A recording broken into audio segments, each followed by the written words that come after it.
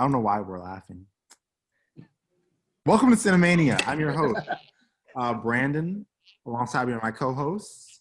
Landon Roberts. Adam Cheek. And Sam Goodrich. COVID-free Goodrich. COVID-free Goodrich. Yay. Gonna celebrate. So I think we've been gone for a little while. I think we have some explaining to do, but I don't think we should. I think we should. Yeah, 3 or 4 months. So yeah, let's get straight into the movies. All right.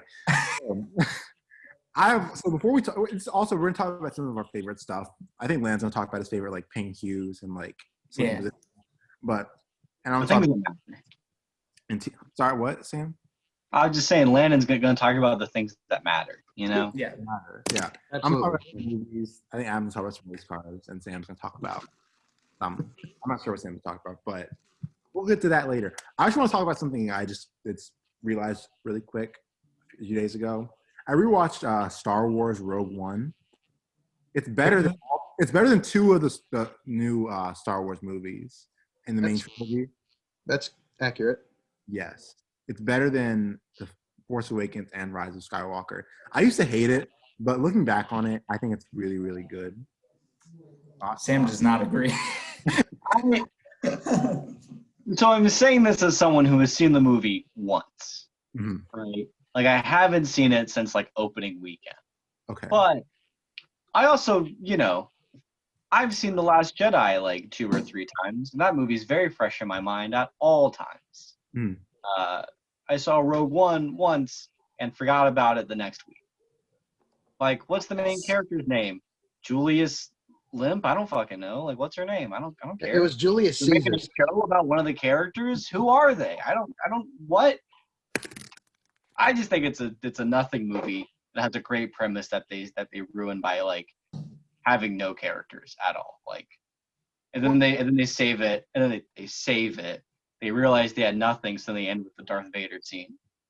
Well, all right. So I see your argument there, Sam, but I think they and I agree with it partially because I think they lay the groundwork for a lot of the characters really well. All the introductions are really good. I think Jen's introduction is like really beautiful in the beginning. I think a lot of like the filmmaking in the first like 20 minutes is really great. That first opening shot where the spacecraft is like descending onto the planet. Not sure what it's called, but the planet. And it's like you can kind of see the rings around the planet, and it's really beautiful, and the beaches and like the scenery is really beautiful. I think the performances are really good also, but I think they lay the groundwork for the characters really, really well. I just don't think they follow through. They make a lot of promises, especially in regards to like in regards to Diego Luna's character, Cassian.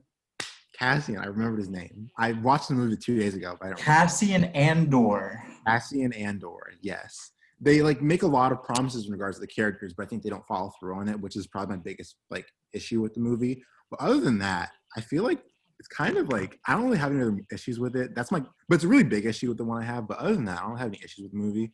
I think the last like hour of it, it's something a lot of people, everyone says, but it's pretty incredible. Like that kind of like when they're trying to get to the gate, it's pretty incredible. I think it hasn't really been anything like it in the Star Wars movies.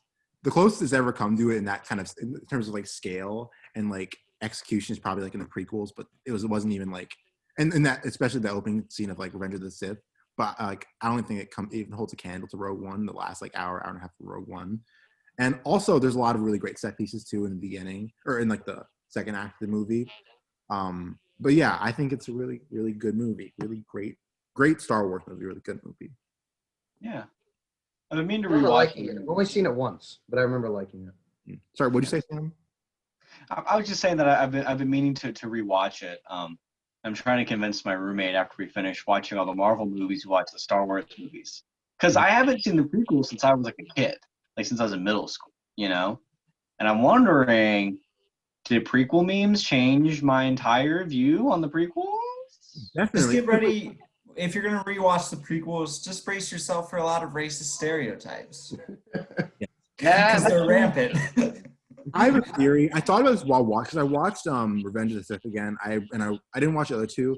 I watched Revenge of the Sith again, and I realized that like the same pipeline a lot of us fell in middle school, where it's like the alt-right pipeline on YouTube, where we watch Ben Shapiro and SJW rec videos.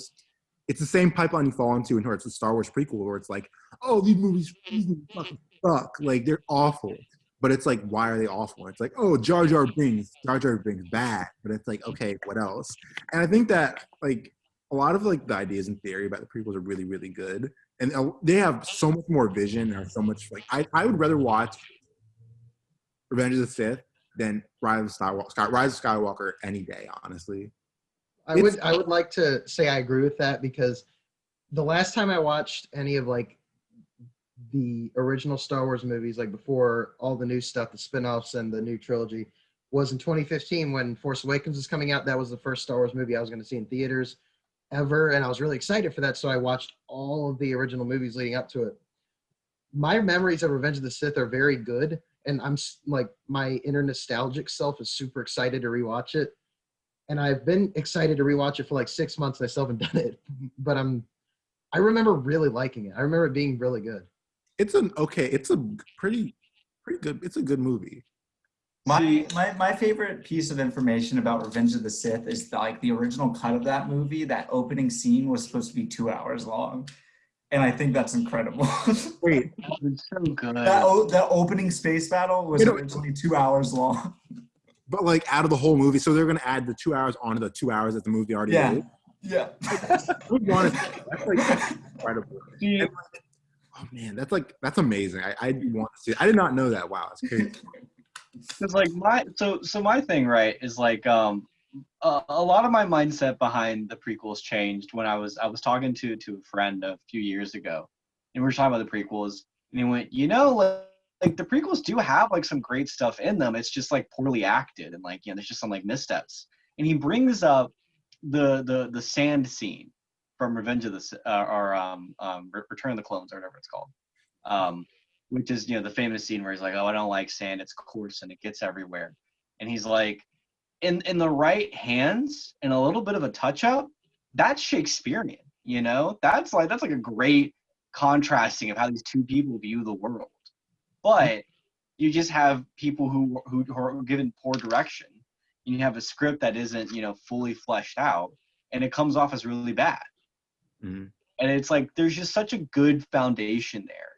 And it's like, I just get the sense that George Lucas like had an idea of where he wanted to go, but he didn't have enough people to tell him no, to like direct him towards the better parts. So he still comes out with something that has a vision, that has a voice, that has something unique, especially compared to what we have today. But he just had too much control, Yeah. He had too many people telling him yes and not enough people saying stop. Yeah. I think that like what we talked about the Marvel movies earlier, I think like what the Marvel movies did for like our generation in introducing us to like fast food cinema, The Rise of Skywalker did the opposite, where it's like, maybe we should rethink all of our stuff we watched in our childhood, and maybe we should like kind of recontextualize it in like the context of us being like, okay, not everything we love when we're younger is perfect, but not all of it's like terrible. We might remember it as being terrible. That's not true. Because I remember watching like the prequels when I was like younger, and just kind of hearing my dad and everybody say, oh, that these movies, like they shit on the original Star Wars movies. They can't even hold a candle to them. But like now we look at Star Wars now, and like I see a lot of the conversations happening on Twitter too, where it's like Star Wars has always been like really corny and really cheesy and like really, really like goofy. And that's one thing the new movies aren't, I feel like. That's one thing they do, so. But New movies don't have pod racing. I'd like to point out that we're recording this on December 18th, which tomorrow is the 1-year anniversary of the release of Rise of Skywalker, and myself and a lot of people I know walking out of the theater angry. So funny story about Rise of Skywalker. I was Landon. I was about to say what that Thursday night, right? I went with my good buddy Landon and some of our mutual friends to go see Cats instead of seeing Star Wars. I was going to see it that weekend with some of my other friends, and I was like, let's go see. Like, we were like, yeah, let's go see Cats. It'll be great. We had a great time. It was very fun. It kind of ruined us. It was great. And then Cats literally made me freak out so much that I got sick. And then I couldn't go see Rise of Skywalker that weekend with my friends. So they saw it without me, and they specifically said I would hate it. They specifically said I would really hate it. And so I've never seen it. and I have literally no desire to watch it. The thing I remember is the day before that, myself and a couple of friends went on a trip to Washington, D.C. to go to the museum before it closed. And on our way back, one of their cars broke down. And so one of the other person's friends had to come up and get us, and we got home, I think, at like 2:15 in the morning or something like that.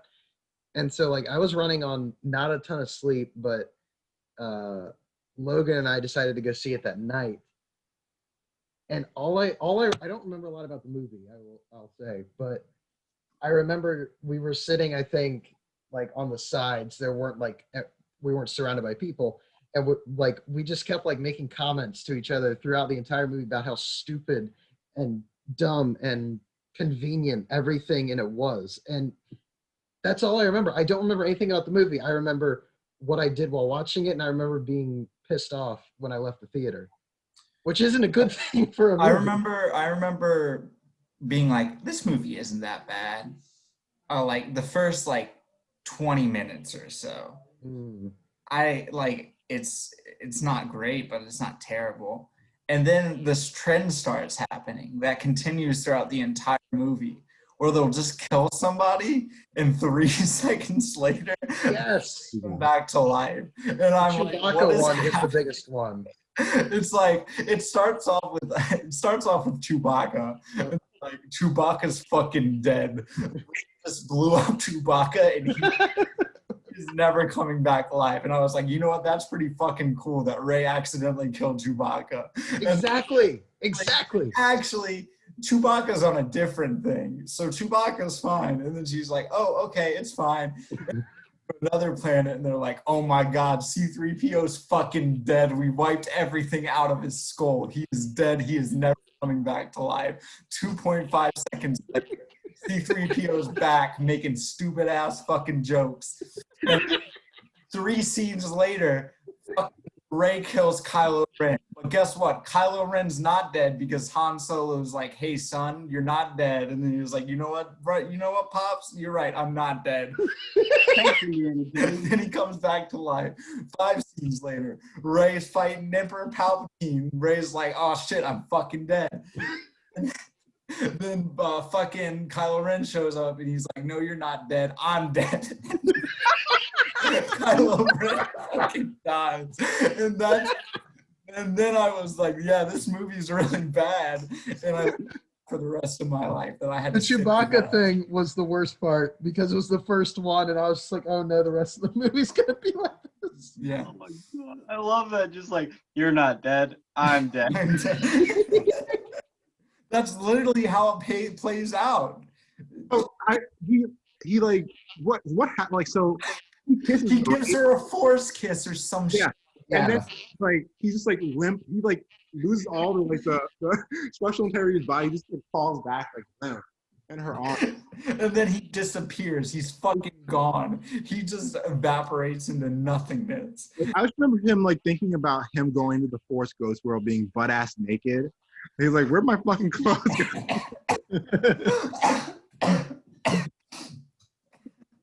He meets up with his dad. He's like, hey son, what? Oh, okay. I really need you to put on some pants or like something. This is just a little. I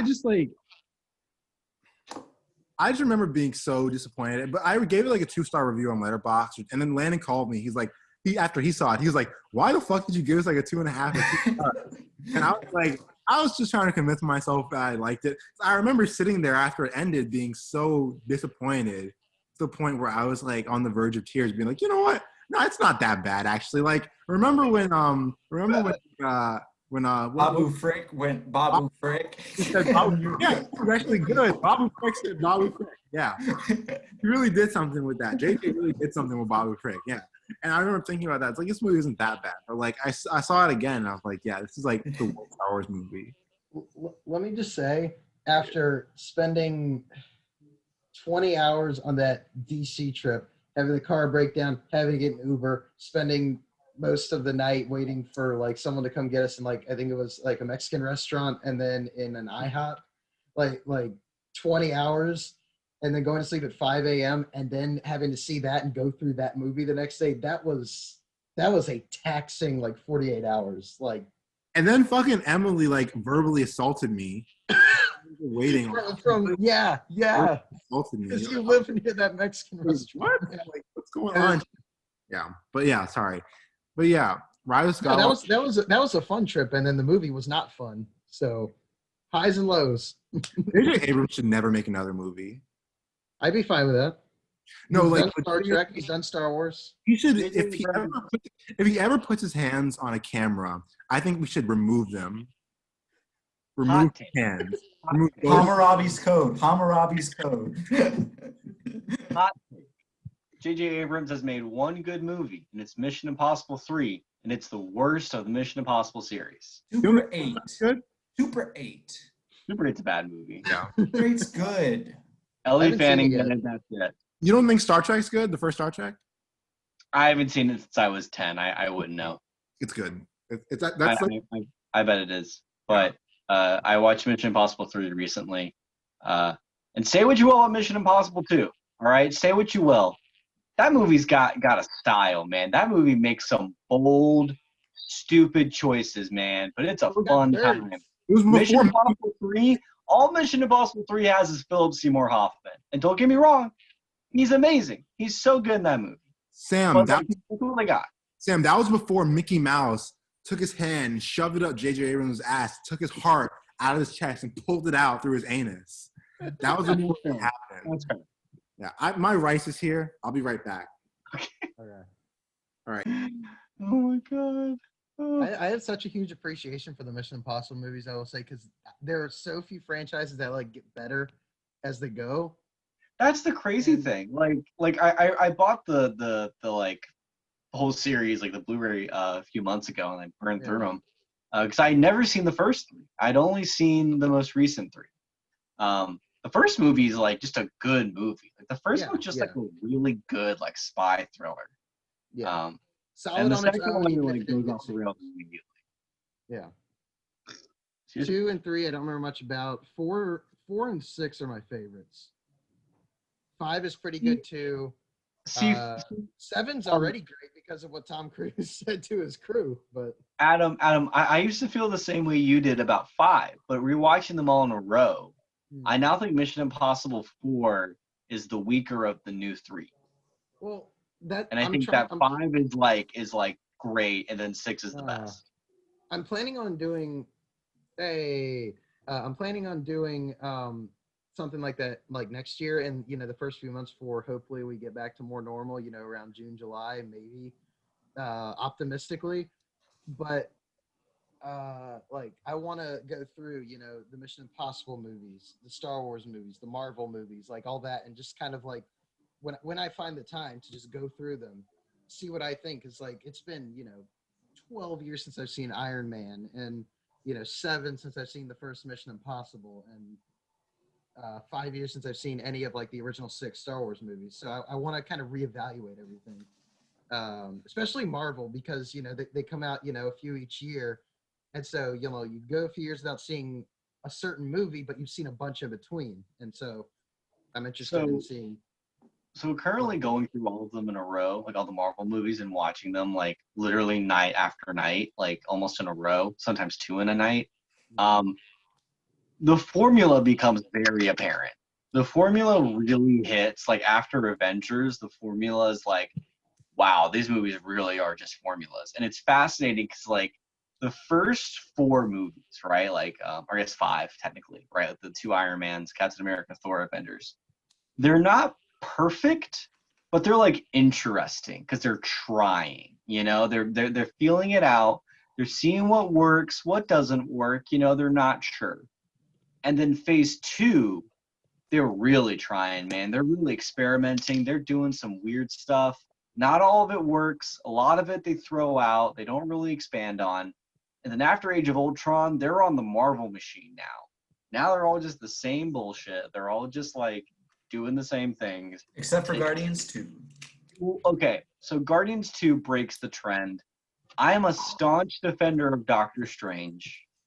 People talk shit about that movie sometimes and say it's kind of generic. I think it's one of the better Marvel movies. I think it's up there. Thor Ragnarok's really great. I'm watching that soon. but just most of them are just kind of fall into that trap, and like a lot of them have good elements. Then they get forced back into the Marvel mold, and then they get boring, and you want to fall asleep. Like I don't know, it's a whole thing. Thor Ragnarok's one I'm excited to rewatch. I think did I see that on like Thanksgiving of that year? I'm trying to figure out if I did. It was close to it. There was like nobody in the theater except for like one family, which was nice. I remember it being really good, and then I think I saw part of it on TV. No, it was a week after Thanksgiving. What are you talking about? Thor Ragnarok. I'm just Oh, rambling yeah. about. I'm trying to figure out when I saw it. It was Widows the next year that I saw on Thanksgiving. Widows? Yeah, Widows was good. Dude, Widows. I gotta rewatch Widows. That's such a great movie. Really, really good movie. Kind of an underrated movie, I would argue. Speaking of great movies, what are great movies? What are Do you great ever movies? you wish that you ever wish that you What movie? What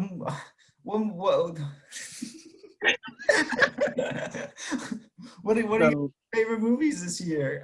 I want to do something. I wanted since we all because I think I don't think a lot of us saw like a lot of movies this year. So I think I've seen like 40, but I have only a few to talk about. I wanted to do saw like 24. favorite. I want to do favorite movie, favorite TV show, favorite album. Can I Yes. do? Okay. Okay. All right. Could I also talk about my bottom four? Because there's an interesting connection between them. Yeah, Well, one of them for mine is Artemis Fowl, which Brandon made us watch. I forgot about Artemis Fowl. I Fucking wouldn't have forgotten asshole, that we were looking at Brandon. You Letterboxd. fucking prick. You. Oh I man. don't regret it honestly. God, I feel like I buried Artemis Fowl like in where I bury all of my trauma that's ever happened to me. And now I've also been reading. down because you mentioned Artemis Fowl. I've also been reading more, so I have a couple books I want to bring up as well. I thought you were about to say you've been reading Artemis Fowl. No, I've actually had time to Worst read movie for of fun the now that year. I'm not. I've actually had time to read for fun now that I'm not. Now that I graduated, so I have a few books. What is the quote that Adam had where he was like, I read Artemis Fowl, but I didn't know it was about What? it was about goblins or some shit like that. Like that's half of the book. I think the quote was, "I read Artemis Fowl in like third grade, and I remember absolutely nothing about it."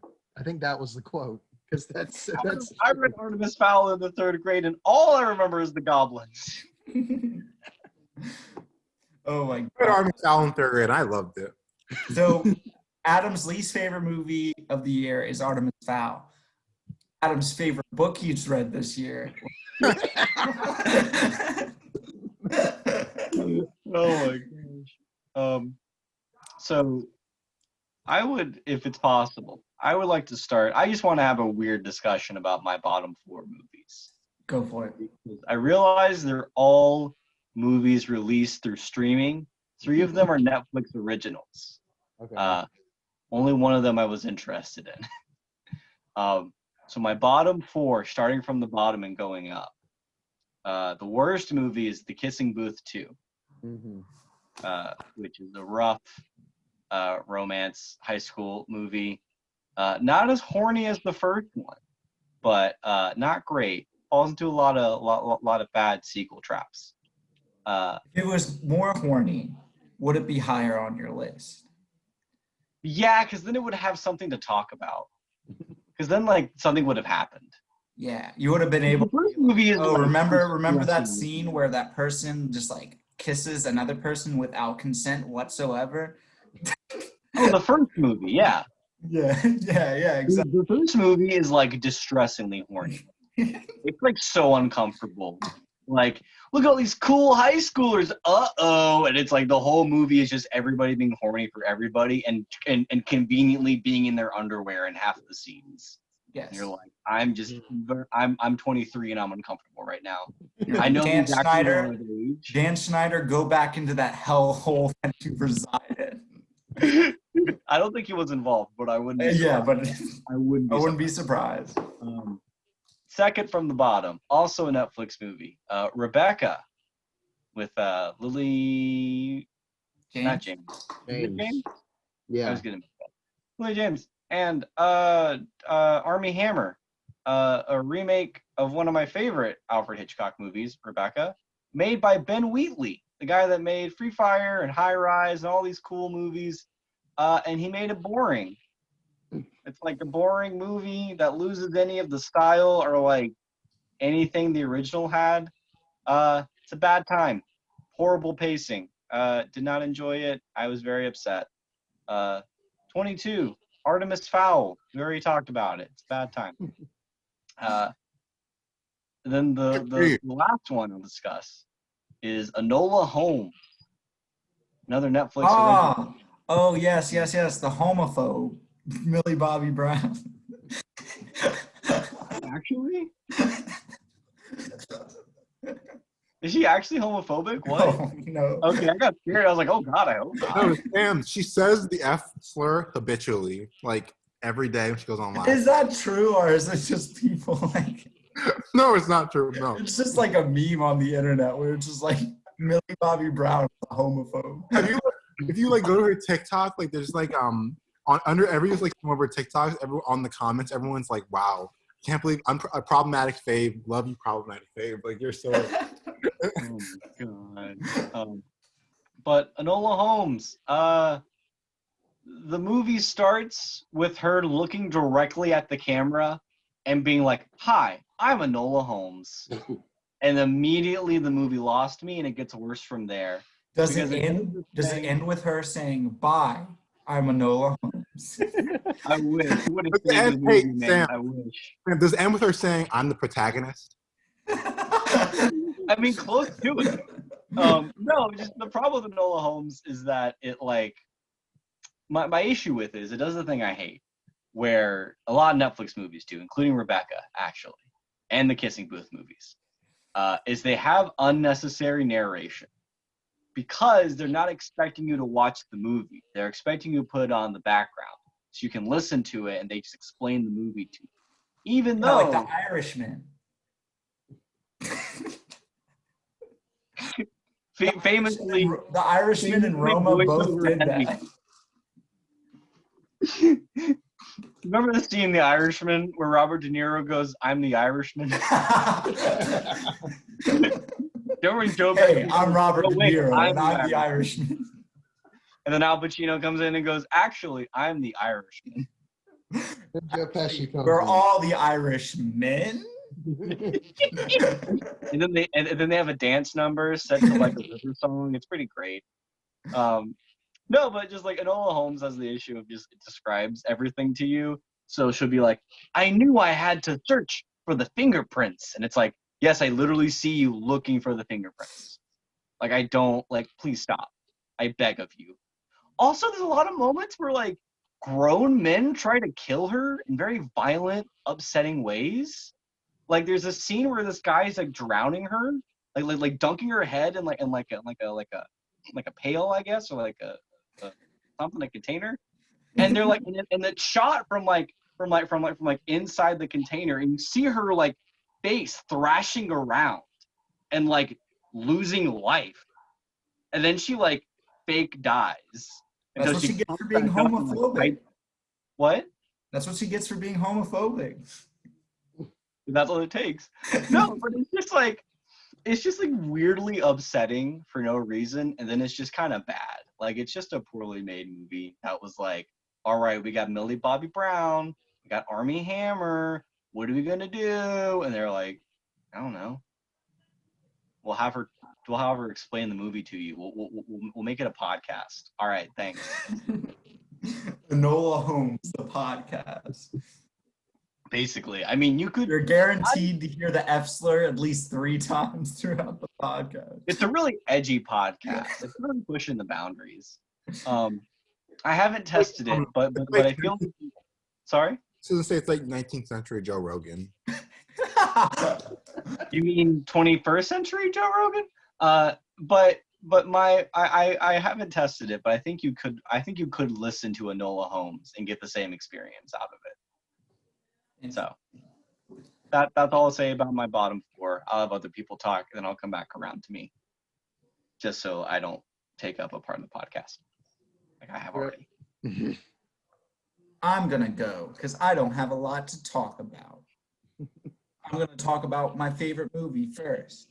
I feel like all of us kind of agree that like I'm Thinking of Ending Things is like the best movie released this year. Oh, shoot, that's not on my list here. What the hell am I doing? It's not. But It's not my favorite. listen, It's up there. listen.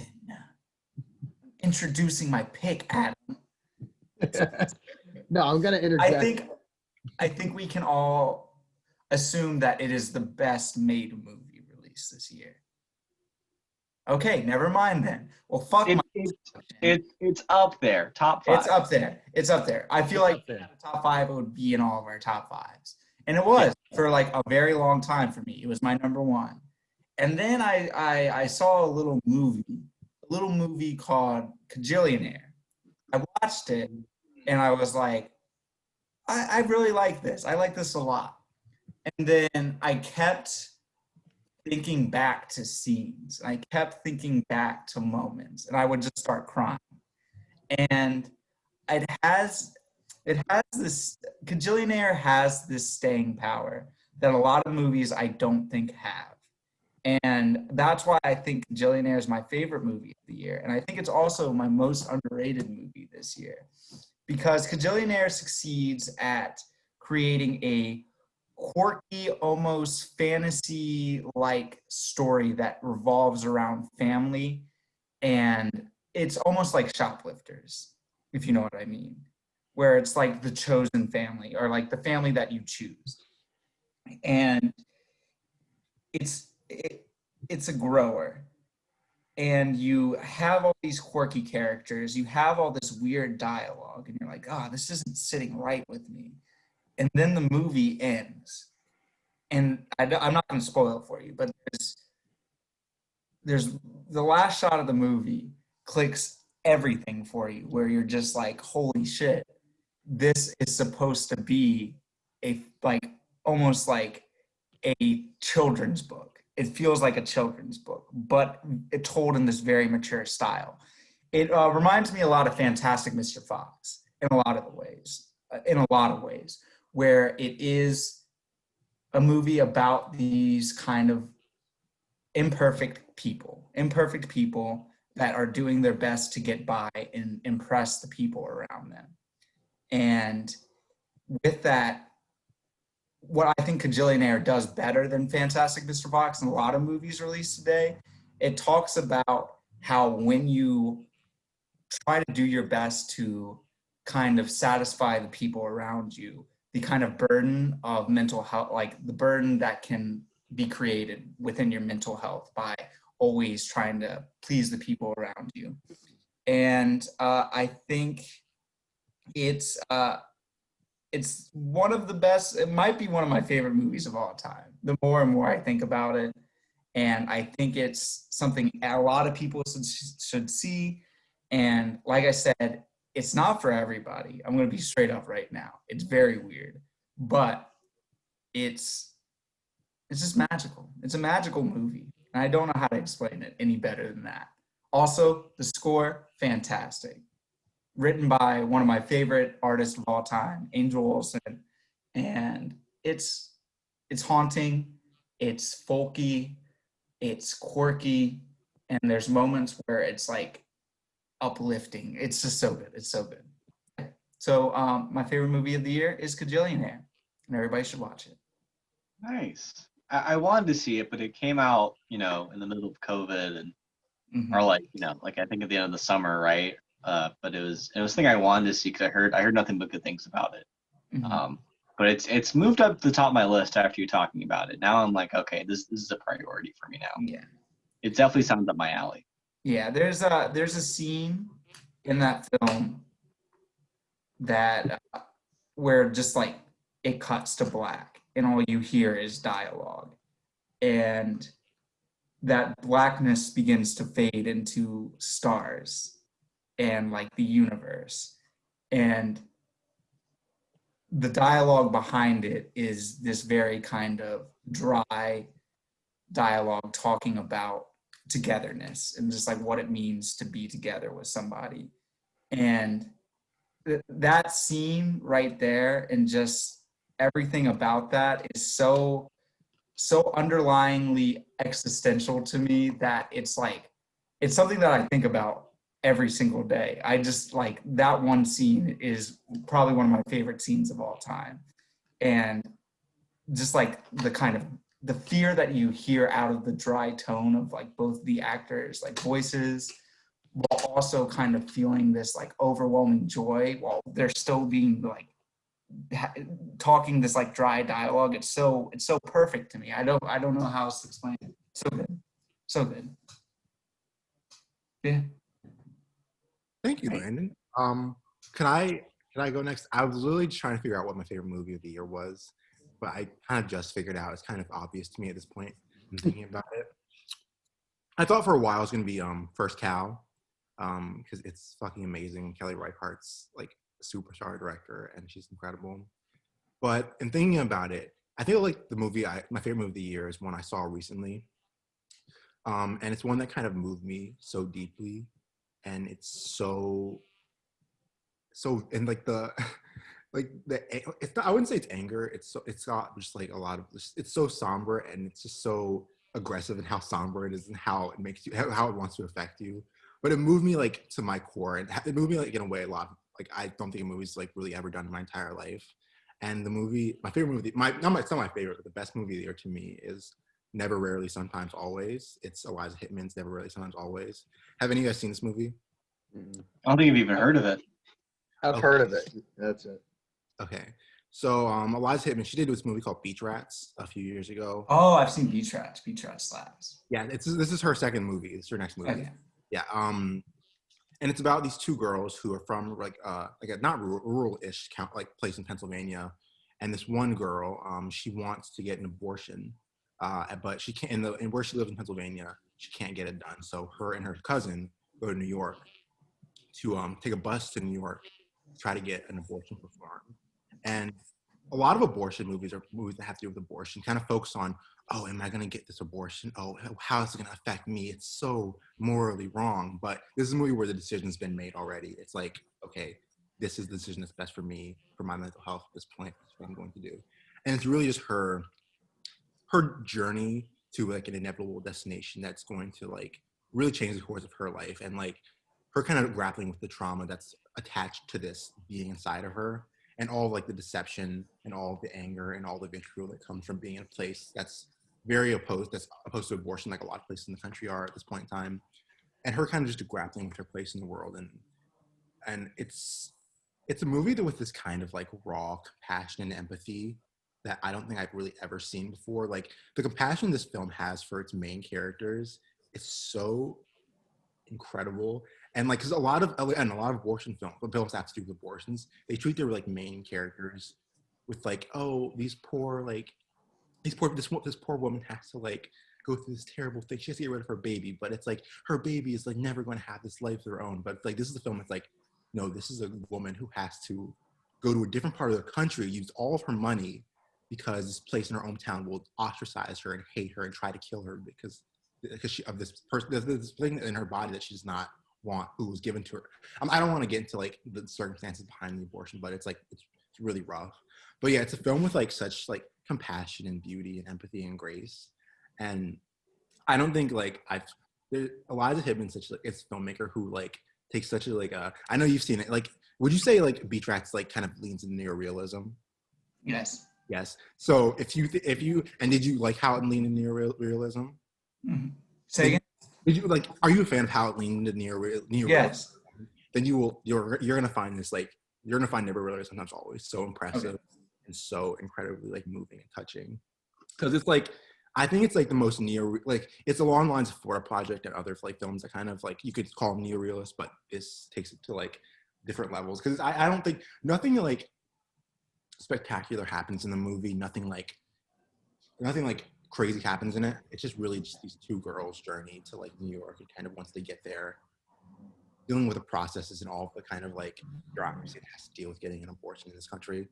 And there's a scene towards the end of the movie that's like so terrifying and so like scary, but also like I mean like chills thinking about it right now. But like there's a scene towards the end of the movie where it's like her cousin has to like do something in order to get money, and um what's the girl? I forgot the girl's name, but like the girl who has the abortion's like watching it happen, and she goes.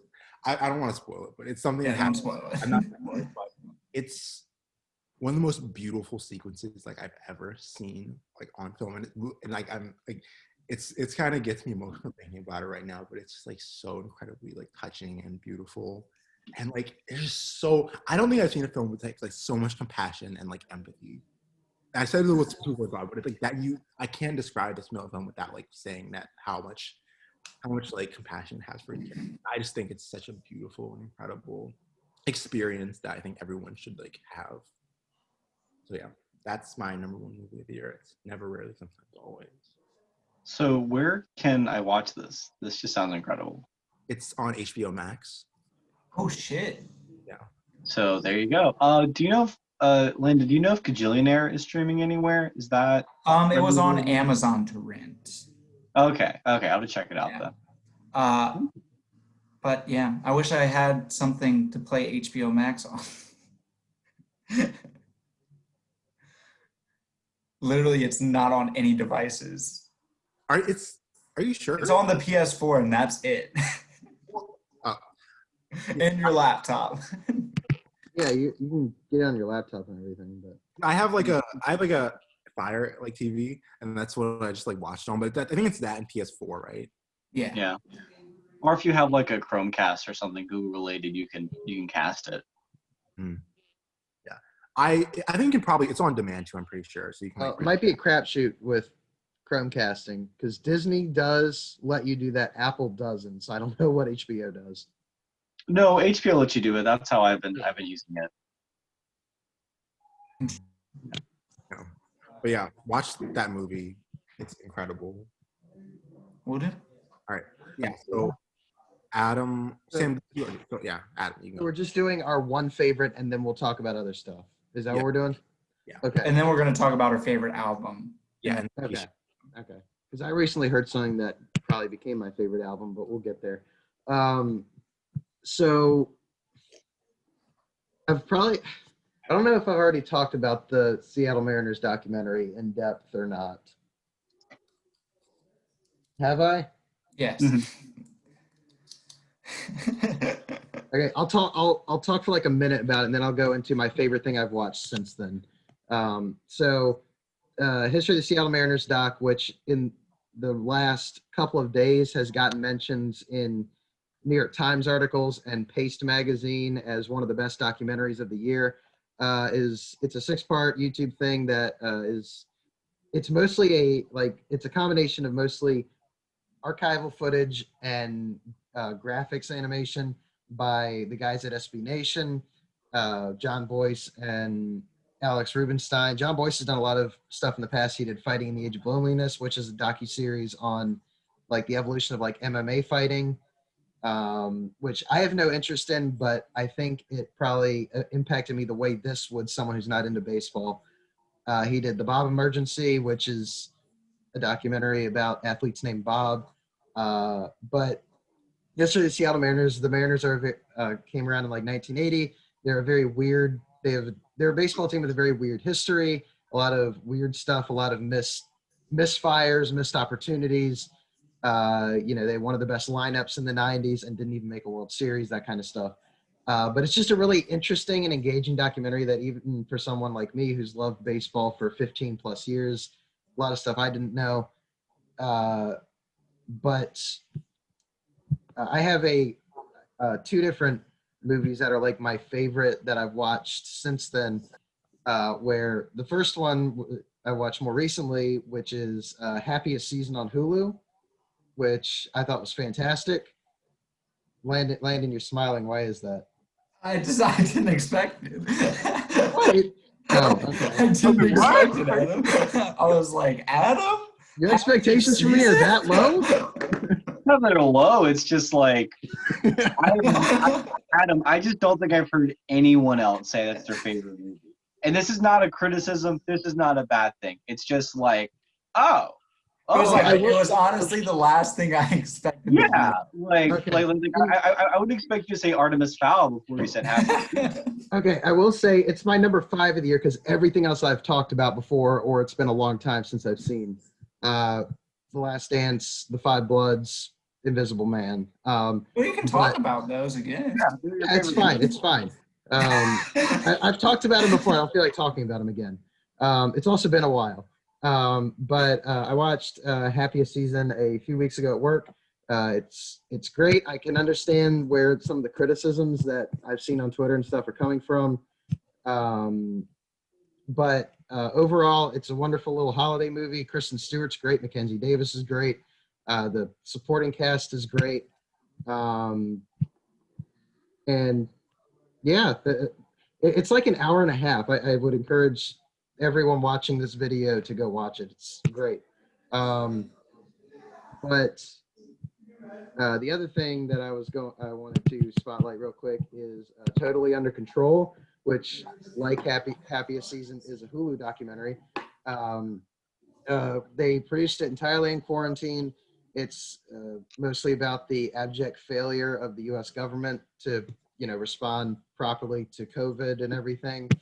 And they talked to one of the people they talked to, which I think is the best kind of encapsulation of this whole thing. They talked to the whistleblower who what did he reveal that he got fired for? I don't remember. Hang on. Give me 5 seconds to look this up.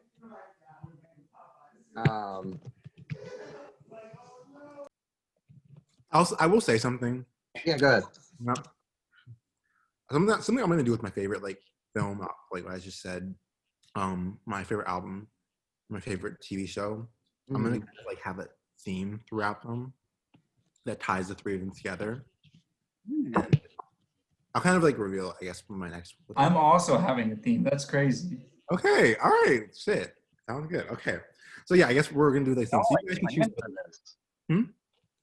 Y'all planned ahead. I'm just looking at a list of shit that I watched. Yeah. Well, Okay. You don't have to. Go ahead. No, you go ahead, Tim. No, Landon or Adam. It's you're speaking. I was just this guy was the whistleblower on the fact that the government ignored his early warnings about how bad the pandemic could get, and then it got bad. And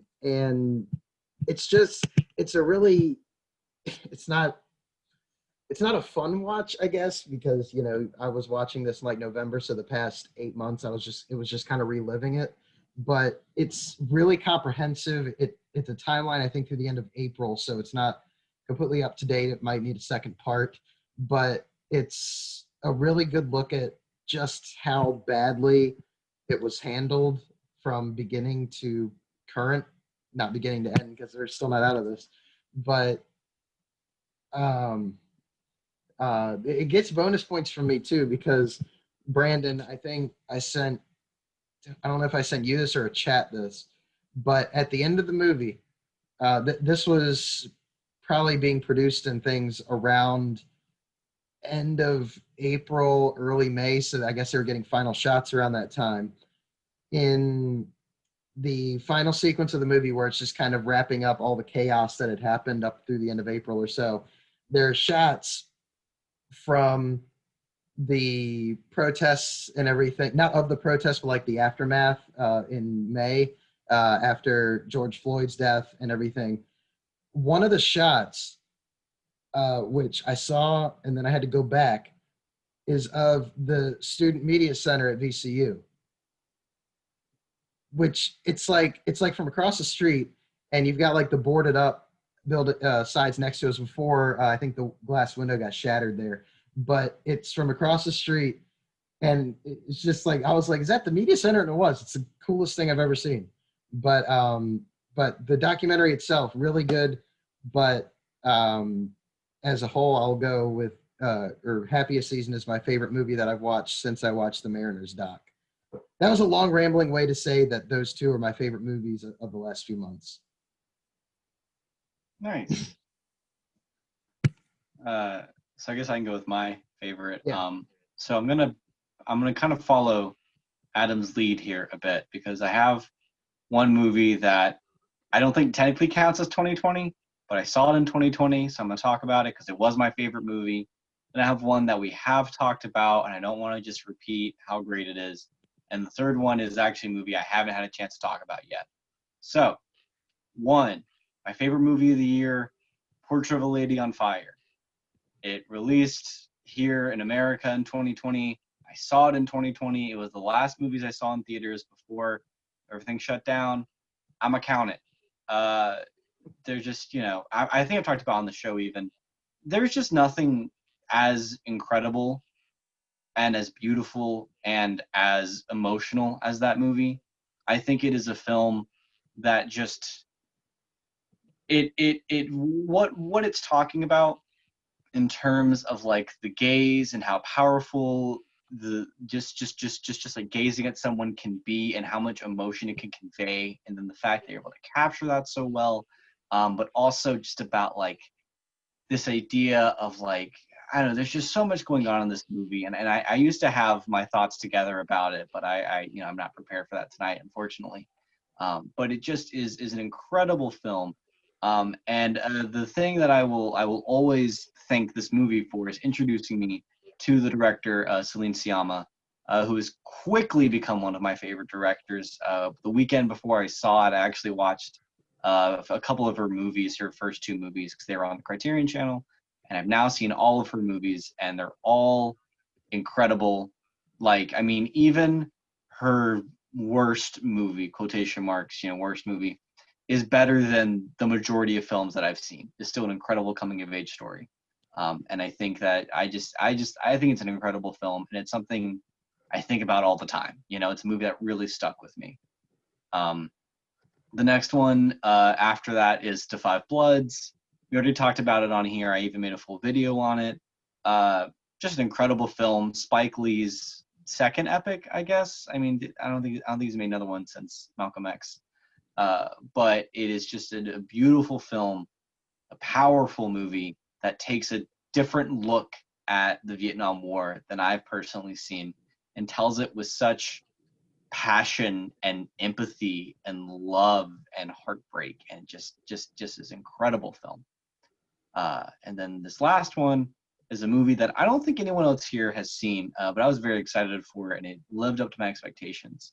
And that's She Dies Tomorrow, which is a film, I'm forgetting her name, the director.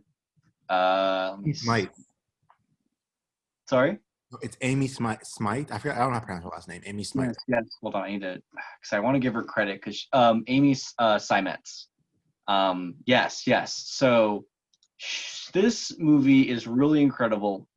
It was not at all what it was sold as. I will say the trailers sell it as like more of a horror movie, and it's more of like a horror comedy. Like, it's a movie that really looks at like not only the horror that existential dread can bring forth, and the way that depression and trauma can really mess with your head and create anxiety, but it also shows how ridiculous it can be, and how it kind of captures this feeling of like, in one moment you're trapped in your head, you have these anxious feelings, there seems to be no escape, the world is ending, you're just done with yourself. But then when you look back, when you think back on that time, on that moment, you realize how much you overreacted, and how kind of ridiculous it all was. And it's kind of funny at just how much it really affected you and sort of changed your entire mood for possibly even, for weeks and weeks on end. And as someone like myself who really deals with anxiety issues like that, of being trapped in your head and feeling like there's no escape and it can just come at any moment, this movie really captures that. And it really captures that with a wide variety of characters on a very cheap budget, but they have this incredible effect of like a strobe light effect of all these different colors. Just a really incredible, inventive film.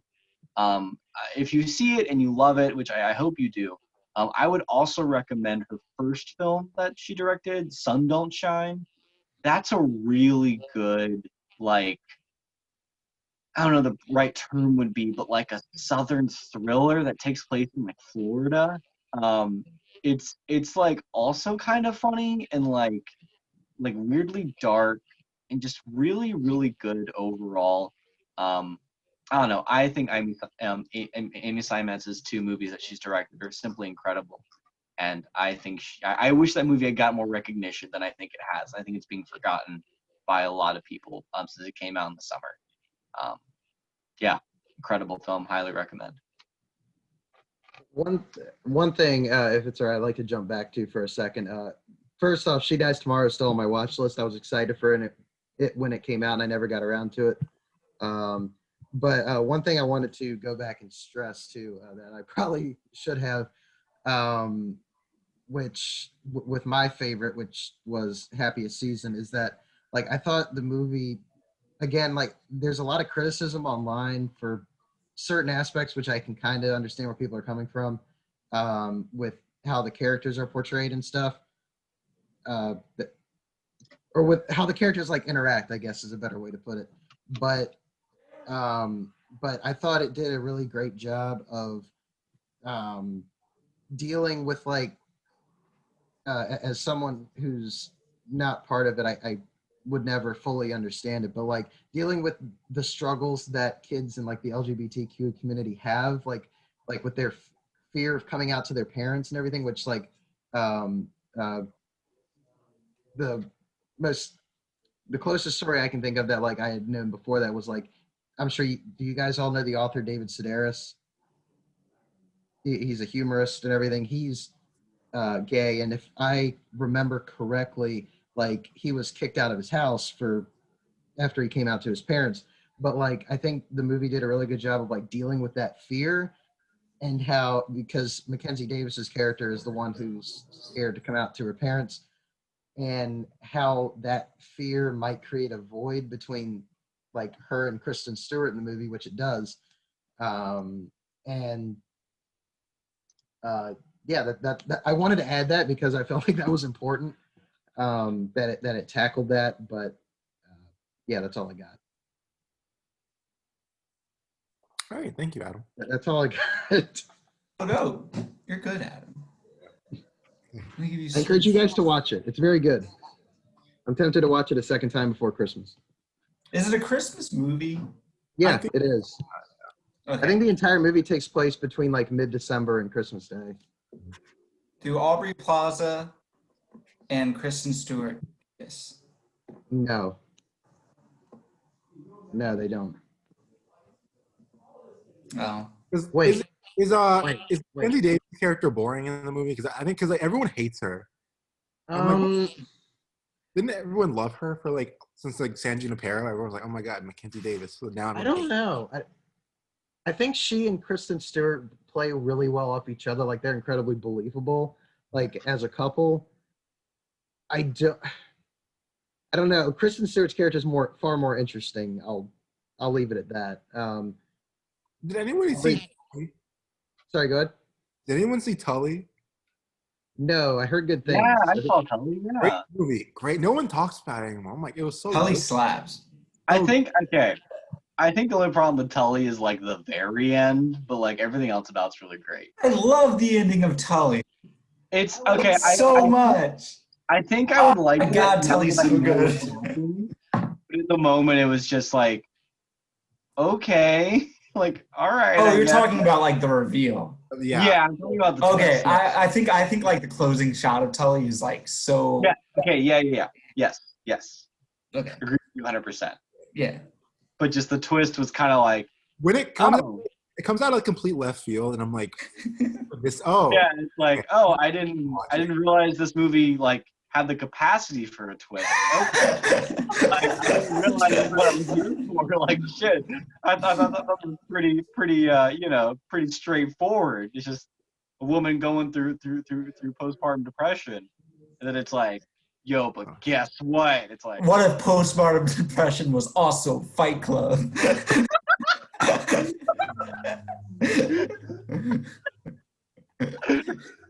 instead of punching people, she's just sad. I definitely get that, but I think it leads with Tully, like that reveal leads to a perfect ending. I love the ending of Tully so fucking much. It's so good. I agree with that. Tully's a good one. But are we on? Also, she's in Blade Runner 2049. Huh? Oh yeah, she is in Blade Runner. She's in it for like 5 minutes. She was in like the new Terminator movie too, right? I think she was. No, I have not seen that. I haven't seen it either. That's the main thing I knew her from. I was like, wasn't she Linda Hamilton's replacement for that, or the new female lead in Terminator? But yeah, good. Happiest Season, good movie. They're very believable, and everyone is really good in their respective roles. Dan Levy, who I have heard good things about, but I have not seen Schitt's Creek, was really good too. All right, thank you, Adam. All right, Landon, you want to talk about your next pick for either Oh movie yeah, for album. or show? Album, yeah. Oh wait, do you want to do show or album first? Whichever one you want to do, and we can just Okay, I was gonna. I don't have a show. You don't have a show? No. Damn. I kind of do, but I didn't watch a lot of TV this year, or at least new TV. I have something I can say. It's not something that I outright loved. Last Man Standing.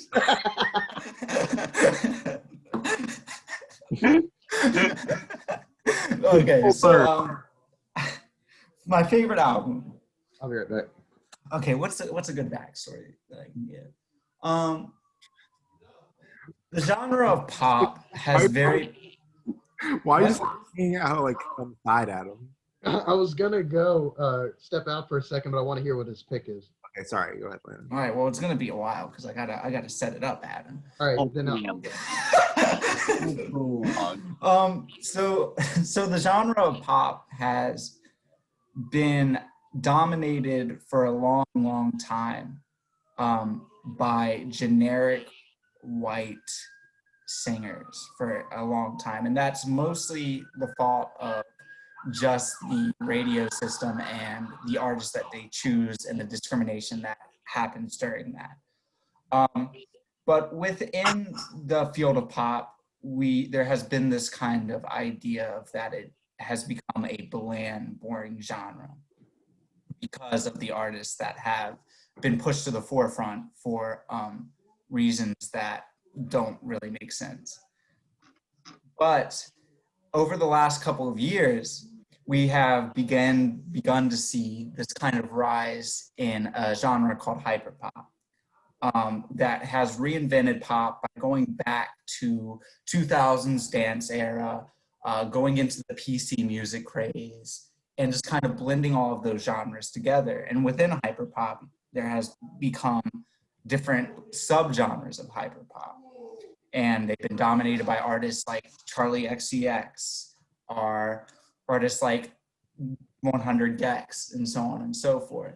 But with that, you run into the same problem where it's just, there are a lot of like artists that have put their heart and soul into pop and telling these narratives through this pop lens of being minorities and experiencing the things that they experience.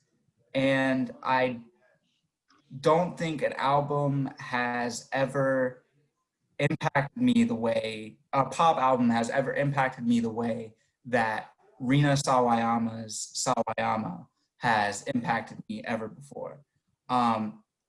It is pop that very heavily relies on the genre, what the genre was known for, kind of thing, like the 2000s Britney Spears. But along with that, you also have this narrative throughout the entirety of the album that deals with being just taking a different lane with pop and being a minority in this big swimming pool that is all the same. And you have all these artists that just hop onto these trends without knowing anything about the history of pop or anything that involves pop, or actually putting meaningful lyrics within pop music because all they need is a catchy hook. And then Rina Sawayama says, fuck that. I'm going to make an album that talks about being of Asian descent living in London. And it's going to be a pop album, and it's going to be this very danceable pop album, but the more and more you listen, you start to realize the album deals with toxic masculinity and fetishizing Asian women, and the idea of capitalism and how it kind of drives people to shop in like excess, and like all of these like really deep topics, and just like explored fully and completely, but with this fucking banger of songs. I can't even explain it. And I think it's 12 tracks long, and it's just like there's not a single dud. And you started off, the opening song is Dynasty, and it talks about her background and like her family's background and like where they came from and like where they did. And it's just kind of like this slow kind of melodic, it almost is like has this FKA Twigs vibe where you're like, what is this? I thought this album was going to be a pop album, and then it's like, bam, here we go. We got Excess, we got fucking Comma Deson, I think it's called. You got Caramel Dancing? Huh?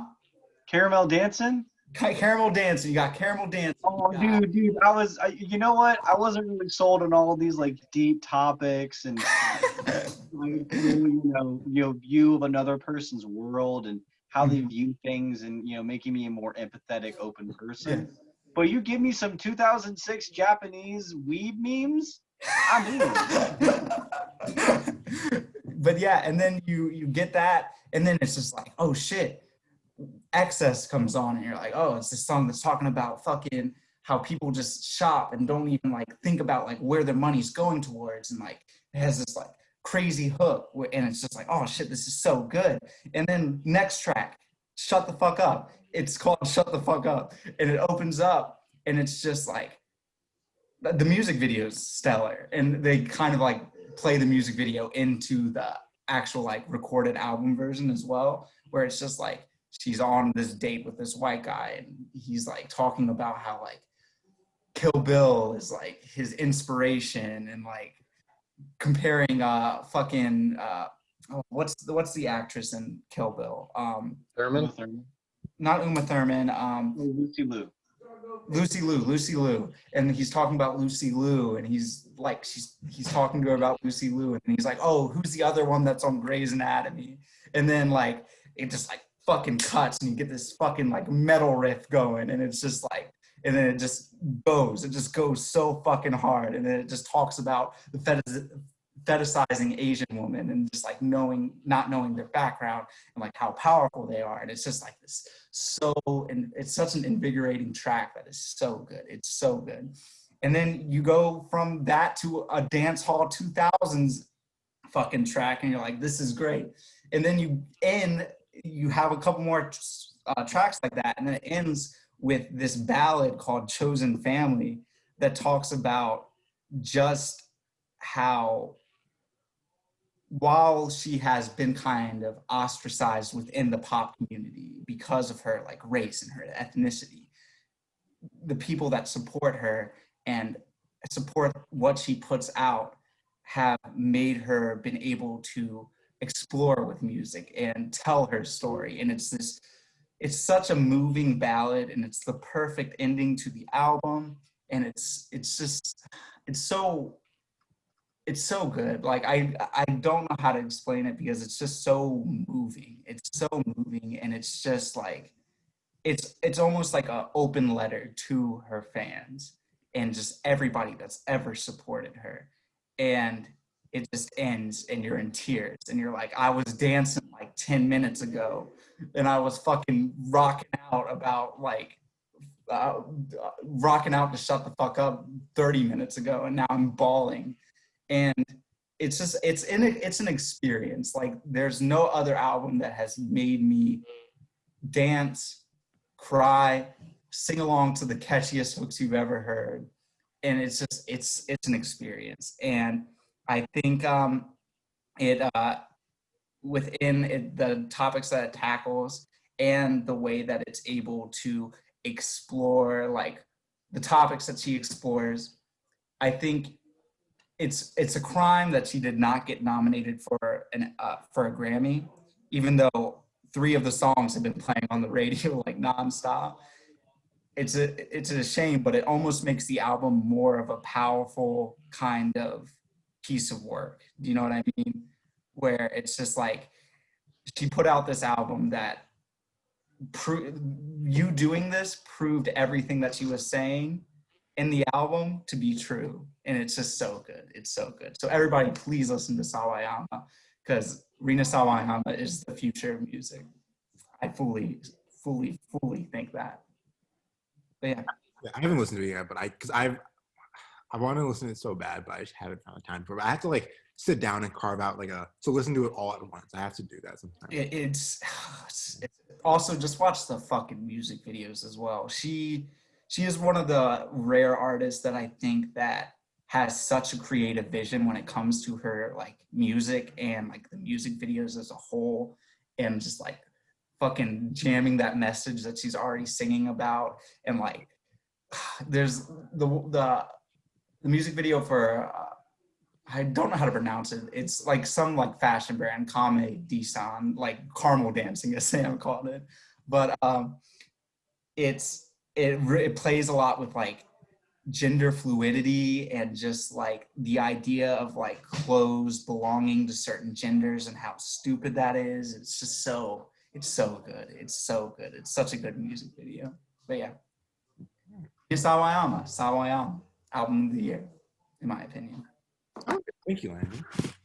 Okay, so I guess I'm gonna transition to my favorite album of 2020, and there isn't a lot of like backstory with this album. I guess I'll give a little bit. So the artist who made my favorite album of the year, I haven't had like a long relationship with this artist. I started listening to them earlier this year, and I was like, oh my god, wow, this person is like incredible. Like they have such a unique sound and such a unique like way of making music. And something that's kind of distinguished themselves like right away from the bat for me. And their album came out like a few months after I started listening to them. I was like, wow, this is pretty incredible. And that album is any of you guys know about a young man named Moses Sumney? Oh my God. Yes. You're talking about Gray? Gray, yeah. Oh my God. Gray's so fucking good. Yeah. They're my top 5. Yeah. Really? Okay. Yes. So yeah, my number one album of 2020 is Moses Sumney's Gray.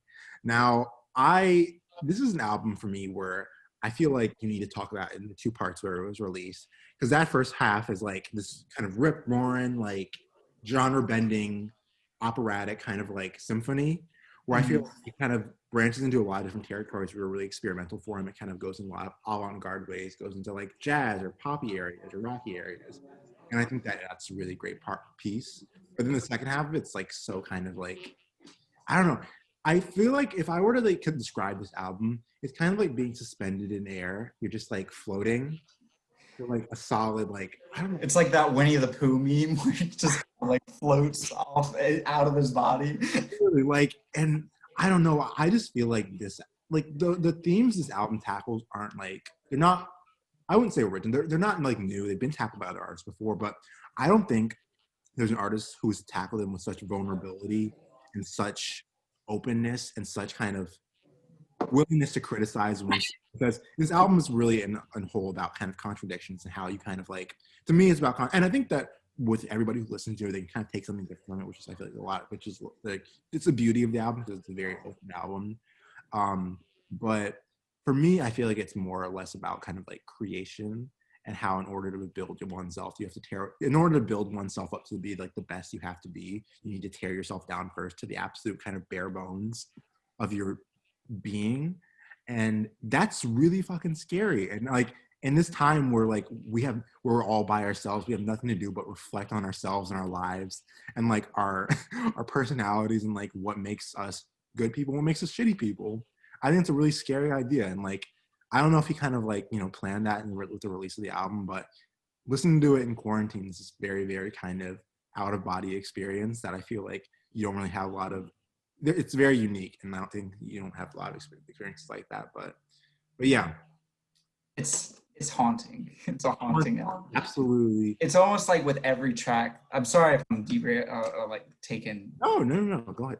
I think with every track, he starts kind of like tearing back layers kind of thing within the instrumentation and everything that's happening. And then by the end, you have... Sorry, I said to the point where it's so bare bones and Yes. so stripped down, and it's almost like he's spending the entire album peeling back your soul, and by the end you're at this like you're just like nothing but, you know, like in Harry Potter and Deathly Hallows Part 2. You ever seen that? You guys seen it? But in Voldemort's just like by himself and like he's just like that his little baby. Literally, I feel like that's you by the end of like Gray. That's you, and he's kind of just like I feel like that's you by the end of it. Sorry, go ahead. Yeah, but it's like with every track that goes by, like a different like form of instrumentation is like taken aback, and like then you are just you're not just left with it, but it's like the driving force is Moses Sumney's just like haunting vocals that he has. It's just like it's like these deep, powerful vocals that's like so kind of like innocent, but also weathered, and just it's like almost angelic while also being like demonic, otherworldly. Yeah, I'd like it's just he's such a creative artist, and like so good. I don't think so I was talking with my girlfriend recently about Jacob Collier. You know Jacob Collier? I feel like in terms of like production, he's like really talented, but when it comes to songwriting, I feel like he's just like he comes short in every aspect. I don't think there's an artist like Moses Sumney, where Moses is like so talented on the production side of things, but he's also like such an incredible writer and songwriter, and like he's been like that for so long. And like when it comes like like the first song I ever heard of his was like Plastic, and just like listening to those first two lines where it's like he's literally just like bearing his soul to you, and like I don't. And that's the entire album is basically like that, where he's just bearing his soul and kind of he's forcing you to bear your soul. And it's really weird, kind of symbiotic, like this symbiotic, which is like really kind of toxic, but also very healing experiences in the album, where you're both kind of just like bearing your soul at the same time. But yeah, but the kind of connection I have with this, it's not the theme, but it's a connection I have to my TV show, is like there's a song in Gray that's in the TV show I'm talking about. I don't know if you've seen it yet, Lance. You probably don't, but like you don't know what I'm talking about yet. But yeah, I'll talk about it in a little bit. But yeah, that's my favorite album. Whoever, I don't know, I think it's Adam, right? You know the next album. Okay, so I think I have a tie for my number one album of the year. A few notes that I did not get around to that I did. Sorry, I'm really quick. I'm so sorry. What? Almost number one was Punisher by Phoebe Bridgers for me. Also incredible, amazing. Sorry, go ahead, Adam. No. If you want to talk about it, go ahead. No, I just think that Phoebe Bridgers is so amazing. I love her. Like she's literally, and have you seen her TikTok? She made a TikTok. Yes, I have. I think that she's such a talented songwriter, and I think that we talked about it before. I think maybe on the podcast, but she has like this ability to pack within like a single line in a song. She has the ability to pack so much like subtext and information within a few lyrics, and that's something that I don't think a lot of artists do. Yeah, it's kind of just like there's a story within every single song, and every single song is like a line. But it's like a story with every single song, but then the themes start like they start spiraling to different themes. Yeah, they start like converging, and it's just like, wait, is this like a story with every song, or is this one giant story? I don't know, like what's happening. And then like going too fucking fast. It's just like, oh my god, you're fast. And then, oh my god, like there's the closer track on Punisher. I know this is the end. I think it's called. Have you seen the video?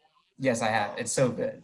But like there's a breakdown. There's like a part in the song where it starts breaking down, and like it always just like brings tears to my eyes, where it's just like she talks about like traveling around the world and then like returning to her hometown looking for like a creation myth, and it's just like she's like describing things in her small town and like these kind of like, bare bones, but I don't know. It's like Moses Sumney. It's very like haunting, but it's also just kind of like you are feeling the nostalgia of the things that she is talking about, and she's so fucking good at that. She's so good at that. I love Phoebe so much. It's like such a unique experience. Like when I was listening to the Garden song, it's like you're possessing her body and like Yeah. watching all these things she's talking about. She's like talking about the skinhead in her garden, Yeah.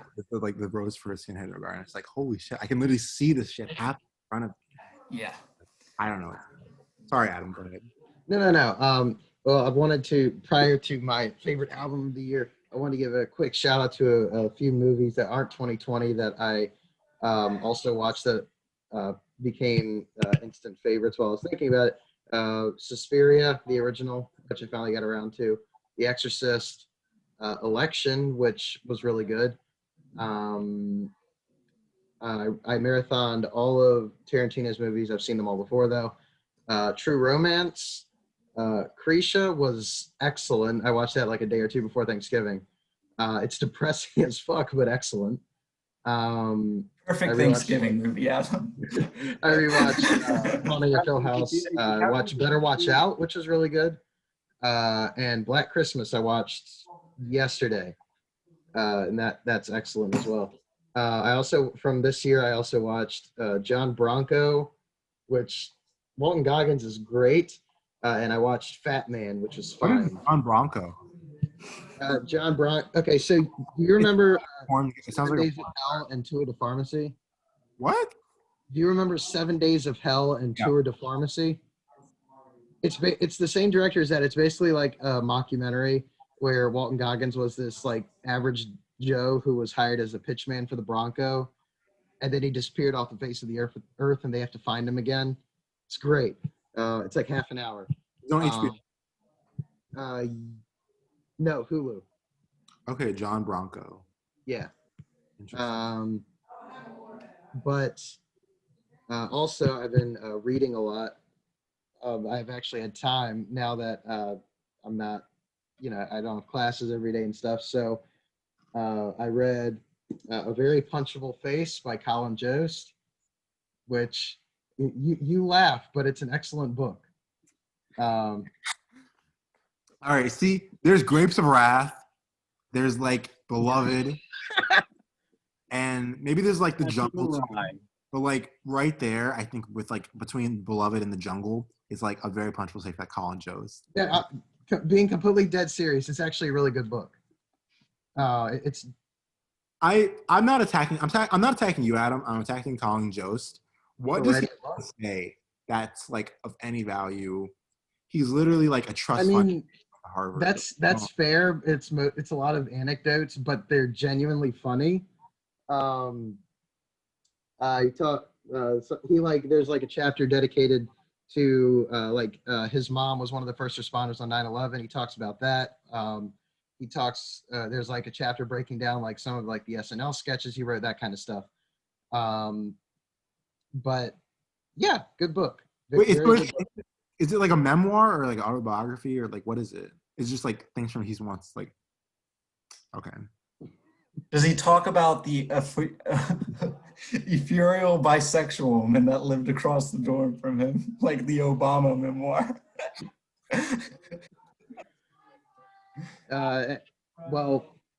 If you guys were going to ask, he doesn't talk much about being engaged to Scarlett in here. But I did not plan on asking that. Well, it's probably what he's most famous for. But I read that. I didn't know that was a thing. Wait, what? I had no idea that he was engaged to Scarlett Johansson. I haven't got a chance to read Joe Buck's book, which I got a few years ago and still haven't gotten around to, unfortunately. Brandon, have you read that? I thought you said Joe Rogan for a second. I was like, no, Joe Buck's book. Joe Buck's book. No, I have not read Joe Buck's book. And I am also in the process of reading, which. You know what I did know, Adam, that you read? I read Toronto's book. You read what? I read Basketball and Other Things. Oh, I still haven't finished that. I need to go back to that. I really like it. It's really good. Have you read Movies and Other Things yet? No. So good. Yeah, I like the style he did it with basketball, so I might pick it up. Say again? I like the style of basketball and everything. Okay. Um, Yeah. Yeah, Movies and Other Things is really good. And it's just like a lot of lists. Like 2 of the chapters just lists, and one of them's like the ultimate movie character draft, like like NBA draft or sports draft, the whatever format. Um, but hang on. I want to see. Yeah, it's just a fictional movie character draft, but those are like the best chapters in the book. They're great. And I'm also reading currently the signed copy of Anna Kendrick's book. And I'll let you make fun of me. I'll go. I'll wait. I'll wait. Yeah. All right. Look, I was looking for stuff to read. All right. All right. Adam, I have a question. Yeah, go ahead. You ever read a book not written by like a celebrity? Yeah, most of my books were that, but I wanted to. We were getting, or I was getting Colin Joe's book. I wanted to pick up this as well, and I've got Joe Buck's book. So this is my year for reading like autobiographies. So. What's your favorite album, Adam? Adam. Yeah, let's go to that. Cut like a portion Oh out of God, I forgot that's what we were on. Oh my God. Adam was like, hey, we have to have this show done before 10 o'clock. And he's like, let me tell you about all these books. Well, 10:30, it's fine. Yeah, I got carried away. My apologies. That's not what you said in the beginning. That's not what you said, Adam. You said 10. And Well, now conveniently, No. you made time to discuss your very interesting signed copy of the Anna Kendrick Cracking autobiography. nobody. I talked about it for 3 seconds. Anyway, but no, thinking about it, I don't have to go to bed until a little bit later, and I'm not going to be able to go to sleep regardless. So there are a few I still need to check out from this year. Landon, you said Fetch the Bolt Cutters was really good.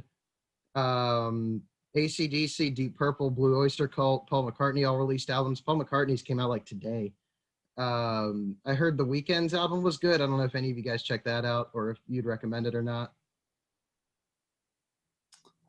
No, it's fine. Okay, I'm just saying what I heard. Isn't The Weeknd like one of your top artists, Brandon? I listened to the trilogy like over and over again in like the summer.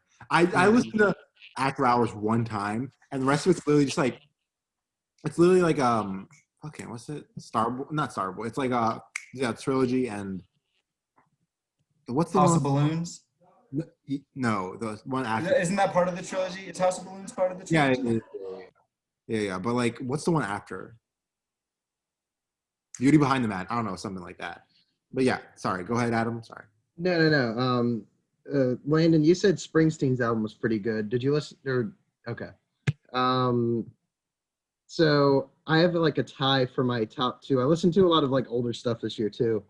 Alice in Chains, The Devil Put Dinosaurs Here is probably my favorite album I listened to all year. Stop Making Sense is probably tied with that for my number 1 album of the entire year. I've listened to part of Bob Dylan's new album, which is pretty good, but I think my 2 favorite albums of the year, one of which I've already talked about. Adam. Yeah. But legitimate question. What was the one, like, your favorite album? What was like, you said something, like, the last album you made, what was it? Like the favorite album I listened to that wasn't a release from this year? Yeah. Alice in Chains, The Devil Put Dinosaurs Here. You mentioned, like, Bob Dylan. Yeah. He came out with an album this year, and I think I've heard the entire thing. I'm not sure. It's really good. It's really good. I didn't think he was still alive.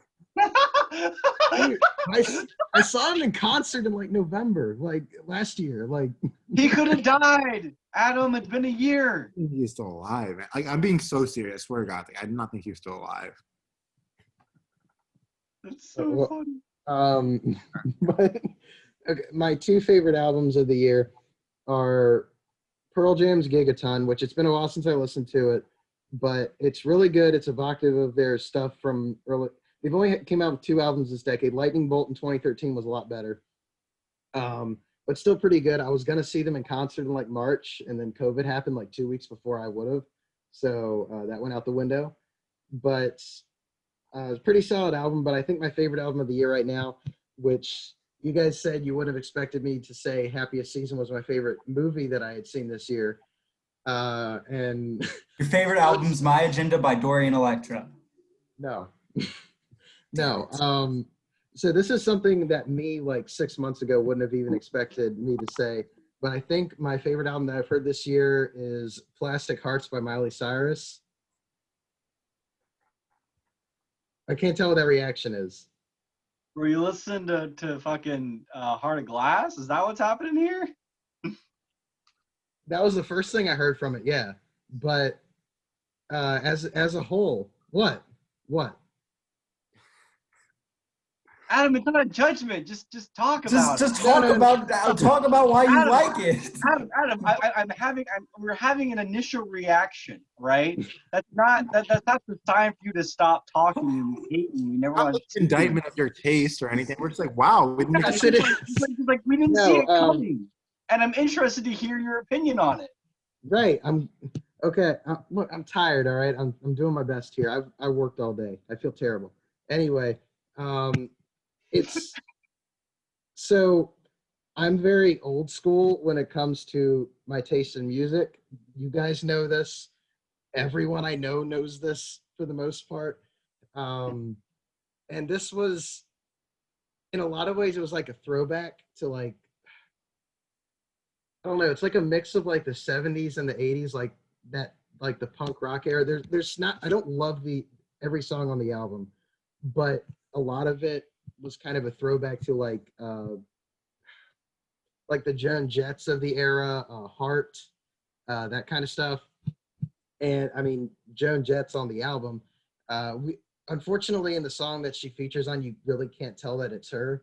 But Billy Idol's on the album. That song's one of the better ones on there.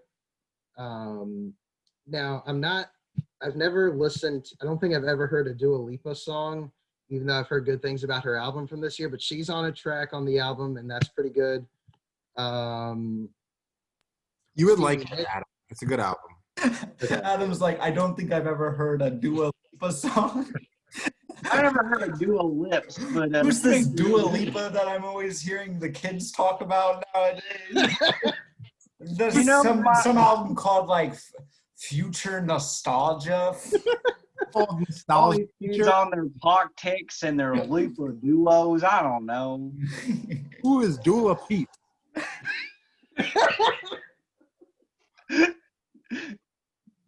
Somebody named DMV. I don't know. There's that's from like the physical standard edition of the album. There's a Stevie Nicks song on the digital edition, the Heart of Glass cover, which is one of the best covers of. It's fantastic.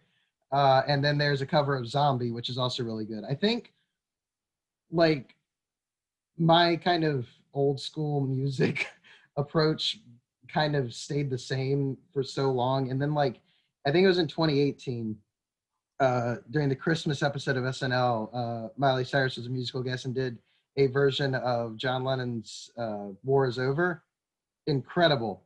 And then I think my opinion started to change a little, and then Miley can like really sing. Like, have you heard her cover of Jolene? No, but starting with like Happy Christmas, War Is Over, like I didn't realize like the kind of voice she had. And But she's an incredible voice. She's really, really talented. And I think that Heart of Glass cover is the standout on like the album as a whole, and like voice wise, like vocals are incredible. How many different versions of this album have you listened to, Adam? Just one, the digital. So like on the digital edition, but on the cassette edition, you actually get the entire Hannah Montana soundtrack as well, but covered in Miley Cyrus's new range and tone. No, I'm just saying that those vinyl on the vinyl. I'm just saying that those three things aren't on the regular album, but everyone listens to it on digital nowadays. That's what all the kids are doing. So they're listening to it on their TikToks. They're on their Snapchats. Listen to the 30-second cut. But no, really good album. Really good album. Nice. Great. Thank you. So Sam, you want to talk about your favorite album of the year? So I didn't listen to a lot of new music this year. I listened, basically there were artists I follow who came out with new albums this year. And I listened to a lot of Japanese city pop and video game soundtracks at work. That's a lot of what I did. But I do have a favorite album of the year, and I want to discuss my favorite album, and I want to discuss my favorite artist of the year, or my favorite discovery of an artist. She hasn't released any albums this year, but I just want to talk about her because she's incredible. But favorite album of the year came out at the beginning of 2020 is Cages by The Milk. Now, does anyone know The Milk? No. I would assume not. They're kind of underground. They're like indie, you know? No. So The Milk is they're one of my favorite bands. It's this British like soul blues kind of band. And their first album came out like 2011, 2012. And it's like a pop soul album that's like pretty good, not great, but it's like, you know, it shows a lot of potential. 2015, they come out with Favorite Worry, which is like a straight up like blues soul album, and it's incredible. That album has some of my favorite songs ever, like some powerful stuff. It's so good. And so I was really excited for Cages. And then it came out, and I thought it was good. You know, it wasn't as good as Favorite Worry, but it was, you know, it was fine. It was a good time. But the more I've listened to it, I've listened to it a lot. It was one of my most listened to albums of the year. The more it's really grown on me, because it takes, I don't want to say a mature spin, but it really takes this like slightly different sound than what they've done before. Their lyrics are always very like, I don't know if poetic is the right word, but there's a lot of great images. Like one of my favorite lyrics, and it's not from Cages, it's from Favorite Worry. They have a song on there I'm forgetting the name of. The song's called No Interruptions. And one of my favorite lines they've ever written is, I hate to lose more than I love to win. Like, just like kind of like, just, I don't know, in the way they sing it, so good. But anyway, I just think it's incredible, a very powerful album with a lot of like great highs, a lot of lows.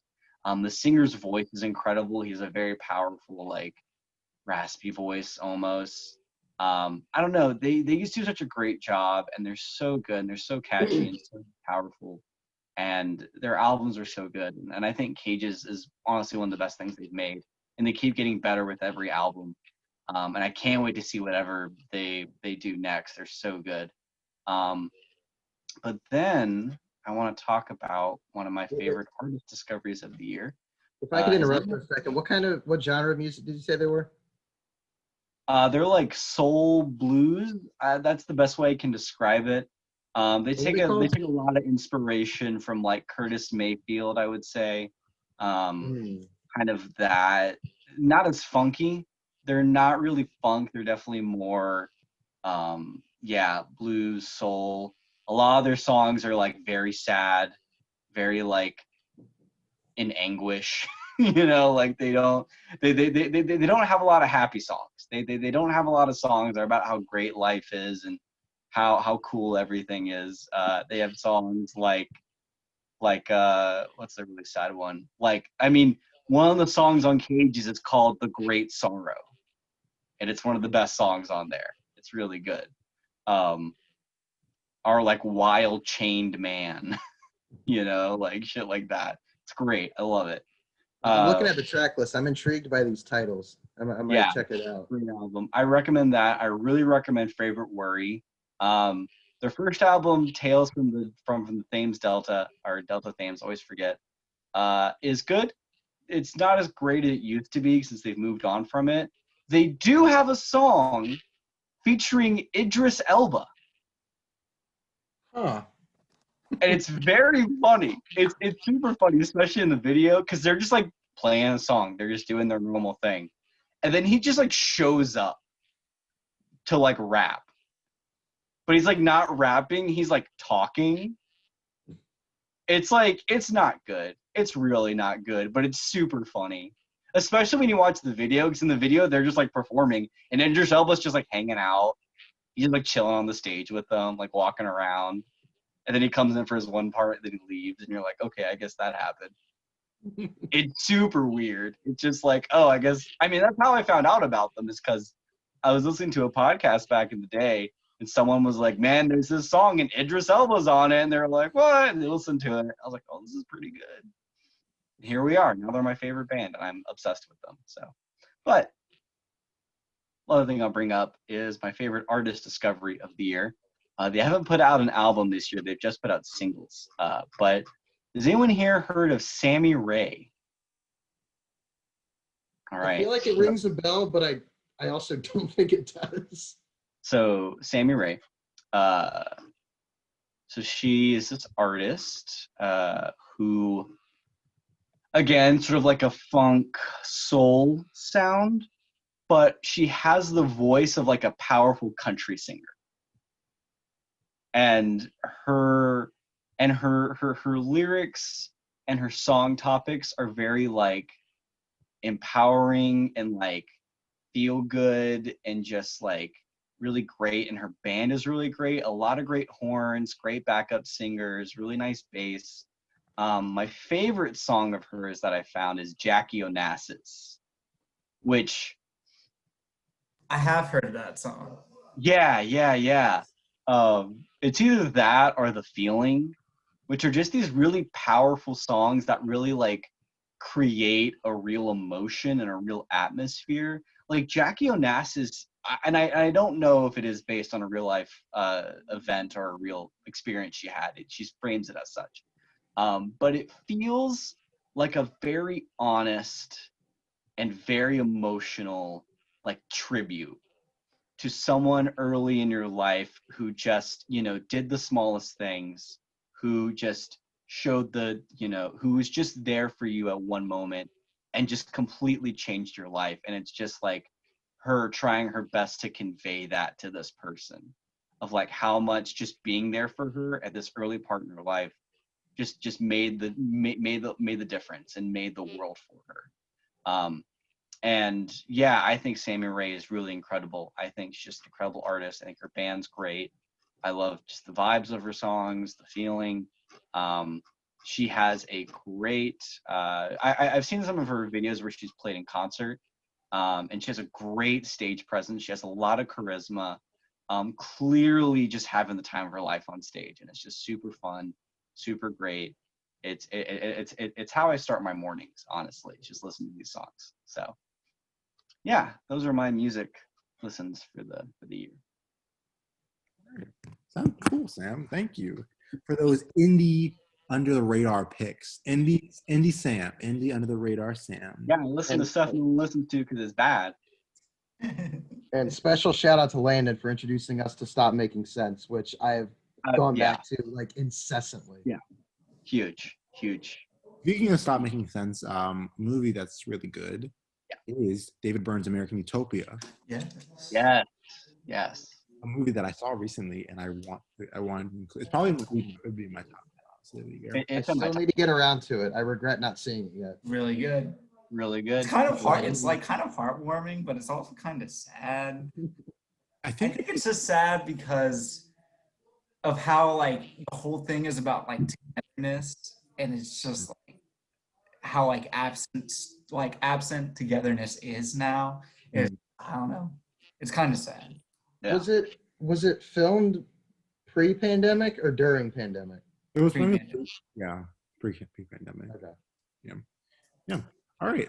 Spike Lee also killing it this year. His second really amazing movie. Yeah. Okay. Short film too, but really good. Can I mention one honorable mention real quick? Yeah, of course. I want to talk about an album. It's not something I'm usually into, but I think it's something really worth listening to. It's on the cutting edge, really, of art, right? I'm of course talking about Van by Clowncore, which is an experience to say the least. Has anyone here listened to Clowncore? I'm not. Clowncore. So Clowncore is this band. It's three guys. I think it might be two guys actually. where it's 80s jazz, think like Kenny G, like saxophone, right? Hell yeah. Mixed with Hell death yeah. metal. Hell yeah. So the album Van, which is recorded in a van as it's driving around, is a mixture of like super intense death metal songs that are just like really intense, like drum machines and incomprehensible lyrics. And then it'll be followed up by a song with a really smooth, like a saxophone and nice little keyboard, and it's very relaxing. And then sometimes they'll mix the two into one. It's a very abrasive and bizarre experience. I listened to it one time at work, and I didn't get anything done for 17 minutes. So,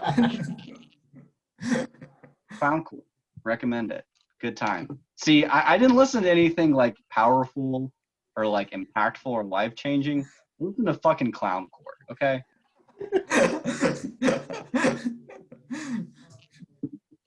Sorry that I just like enjoy music and you guys are fucking enjoying your themes.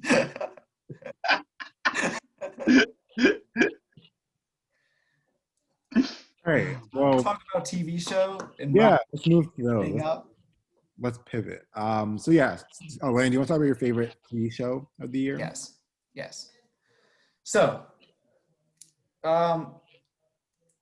I have a very deep love for the funny man, the funny bean man, who's very tall and awkward, Nathan Fielder, and his awkward brand of comedy that I think has kind of formed who I am today. And when Nathan For You ended, it was a sad day in my life. I was like, how am I gonna get more funny man? But then news started rumbling, and it's like HBO picks up Nathan Fielder's next show. And I'm like, oh shit, a new Nathan Fielder show. I'm so excited. And then it's like, oh, Nathan Fielder's producing. I was like, oh, so no, we're gonna see Nathan Fielder. And then like the title comes out. It's like How To with John Wilson. I'm like, that's not Nathan Fielder. But I'll give it a shot. Fuck it. Like I'll give it a shot. No tall, funny man making awkward comedy. And so I'm like, all right, I'm gonna watch this show about this fucking dweeb called John Wilson called How To. So I turn it on and I start watching it, and I get this uneasiness, this very unease that's filled with a lot of awkward laughter, where I'm like, this isn't funny, this is existential, and it's making me have anxiety. But it's funny because I'm having anxiety over this guy shooting random shit around New York and talking about how to fucking make quinoa, and I'm having a panic attack. And I have never experienced a show that is somehow existential while exploring mental health and anxiety, while also just kind of showing the comedy that comes with social anxiety and the comedy that comes with being a journalist that has social anxiety. This isn't like a scripted show. This is a guy. The show is literally about a guy who just films and interviews people about random topics. The first episode is like how to make small talk with people, and it's very uncomfortable. It's very awkward, and I started gravitating more towards it near the end of the episode because I was like, why am I crying right now? And it reaches this point at the end of the episode where he's talking about social anxiety and the trouble that he's had with it, and how no matter if you can't have small talk or you can't have this or you can't have that, you always have humor. You always have something to keep you going. And he's like, I have my camera and I'm able to make people laugh through this. I might not be able to like talk to people and just be a person, a normal person, quote unquote, without freaking out, but I can do this. And then I was like, man, that's such a fucking great pilot. Oh man, I can't wait for what he does next. Second episode, how to put up scaffolding. And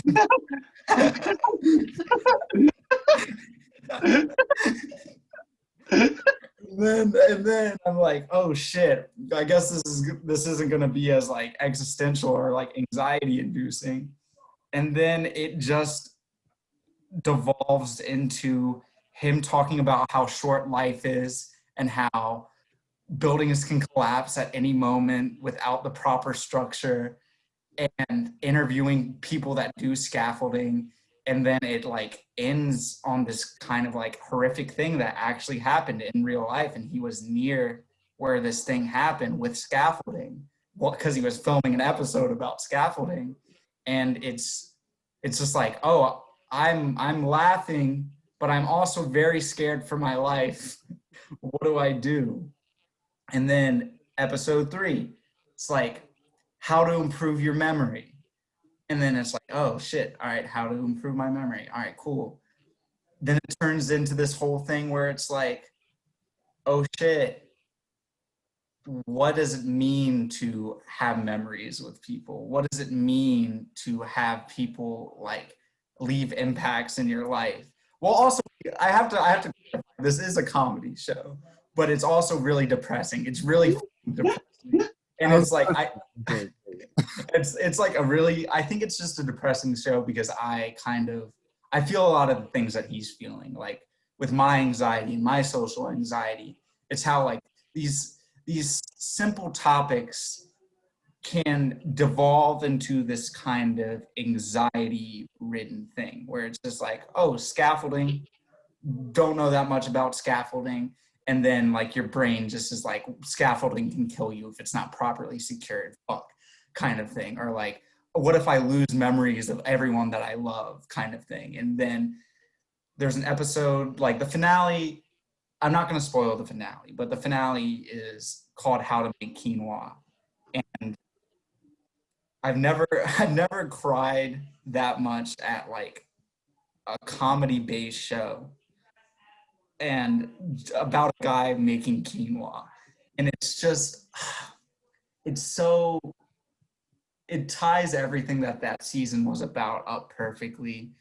And it's just so good. I want everybody to watch it. It's an eye-opening show where it's just like, it's about the poetics of life, the poetics of fucking New York. It's just like the shots that he gets around New York and the oddities of New York. It's this kind of like chaotic beauty that is New York City is perfectly encapsulated, and it mirrors the chaotic beauty of having anxiety.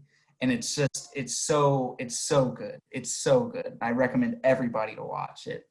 And I guess my theme is to tie all of this together is the idea of not being withholden to one thing or what you are known for.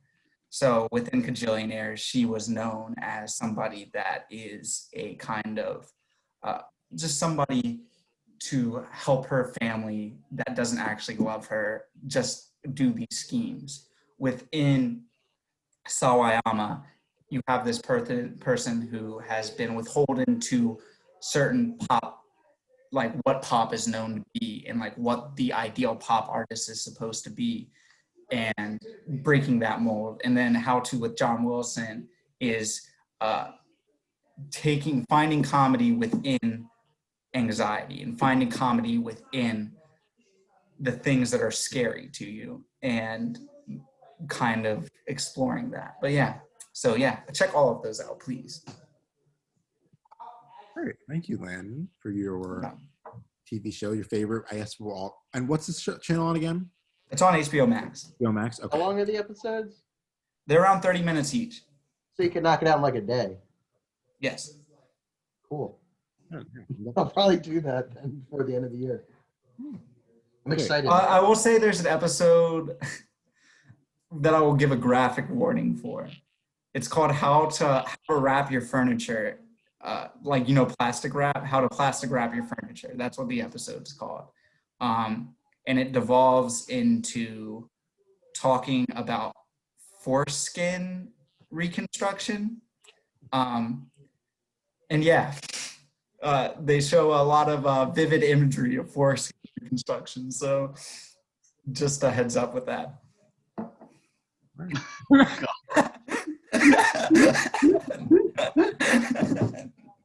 Oh God.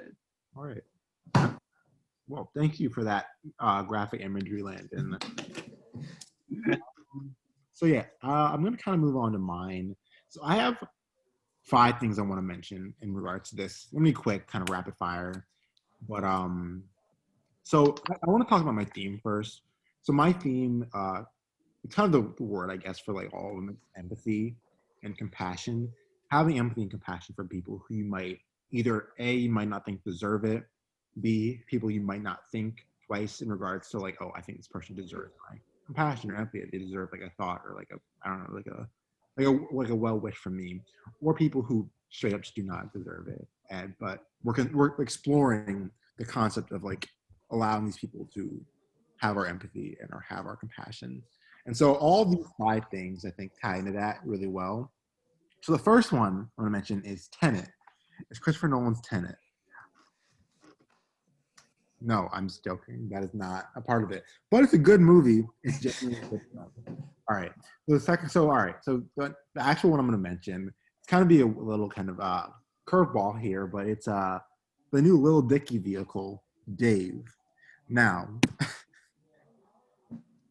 I watched Dave, right? Well, I went into it.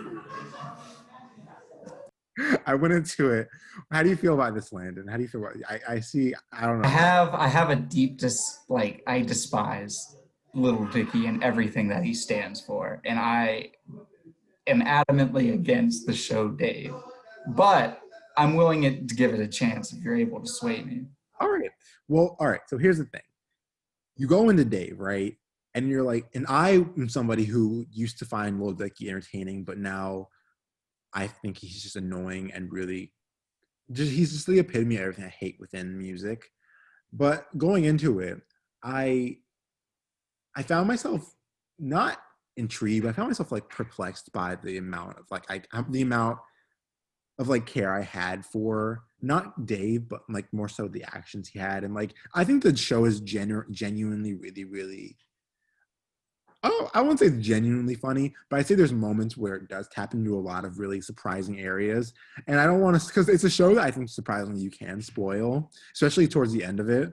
But I don't know. I would just say, Does he get a big dicky? He gets a big dicky. Yes, he does. He does get a big dicky. That's a multifaceted statement there. We can, if you watch it, you will figure out that. Every episode he adds on to his little dicky. It ties into foreskin. It's perfect. No, it's like a 1-in-1 thing. But yeah, no. Dave, and it's not a show I feel like I can like convince you to, Landon, because I feel like you should watch it, but I feel like at the same time, within the first episode, I feel you're gonna realize if you're into it or not. And I will not be watching the second season because I feel like I got everything I needed to out of this first season. But I don't know. I was surprised by it. I thought it wasn't a bad show at all. It was not bad. All right. Now the next thing I want to talk about is the next 3 I feel like are actual good shows. So one of them I wouldn't really say it's a show, but I'm kind of cheating by saying it because they're just a series of movies. But we talked about it before the show started. It's Steve McQueen's kind of anthology film series, Small Axe. It's 5 films exploring the lives of West Indian immigrants from the West Indies in 1960s, 70s era London. And each film has its very, very kind of unique style and sensibility to it, and very unique characters as well. The first one is the first 2, maybe first 3. I think the third one starring John Boyega isn't as good as the first 2, but the first 2 are incredible. Like, and they're so different, and like, because they all of them were kind of shot sequentially, but very, very very, very quickly, which is really surprising to me because the first one's really basically a movie. It's like 2.5 hours long. It's Mangrove. It kind of tells the story of the Mangrove Bar in like in London during the 60s. It was like a bar filled with a lot of like West Indies people from Jamaica, the Caribbean, and it was always kind of subjected to violence and harassment from police officers. And the first half of the show is really just like the all the kind of lead up to the to a so it's a historical event to like the patrons of the restaurant and like and the owner, the Mangrove Nine, being arrested. And the second half of the film is really just like a really intense, really kind of avant-garde like court drama, which it's and I was because I heard about this like going into it. I was like, I don't want to watch a court drama, but it's the way Steve McQueen Steve McQueen, because there's a film I haven't seen it, but for everything you told me about it, Sam, starring Michael Fassbender, it's one of Steve McQueen's films. Shame. No, it's Hunger, I think, right? Oh, Hunger. Yes, Hunger. Yeah. It's about him in prison, right? Yes. There's one scene in particular where I feel like he kind of like he takes a lot from that, and it's just one scene where the owner of like one of the bars is in a jail cell, and it's so intense but so kind of visceral, and you're watching it happen, and it's kind of it's him, he's screaming while in the jail cell, and like there's kind of this high pitched noise happening, and like there's this white light coming through the window, and it goes on for like a while, and there's a lot of shots throughout the film that are just like linger, and like so in the beginning where like the first riot of like the restaurant, a bowl gets knocked down, they hold on the bowl kind of like wobbling around for like a minute. And I think it's like a really incredible exercise in like filmmaking for Steve McQueen, seeing how talented and like skilled he is. But yeah, and also the second one, Lovers Rock, is just like really pure and like fun and really beautiful. It takes place over the course of one night, meanwhile Mangrove takes place over a year. But yeah, those first two are really, really great. So and also one I watched too was The Crown. I don't know if anyone has watched The Crown. Never watched it. Never watched it. It is fascinating. I want to talk about it more because I don't want to take up too much time. But it's really, really fascinating.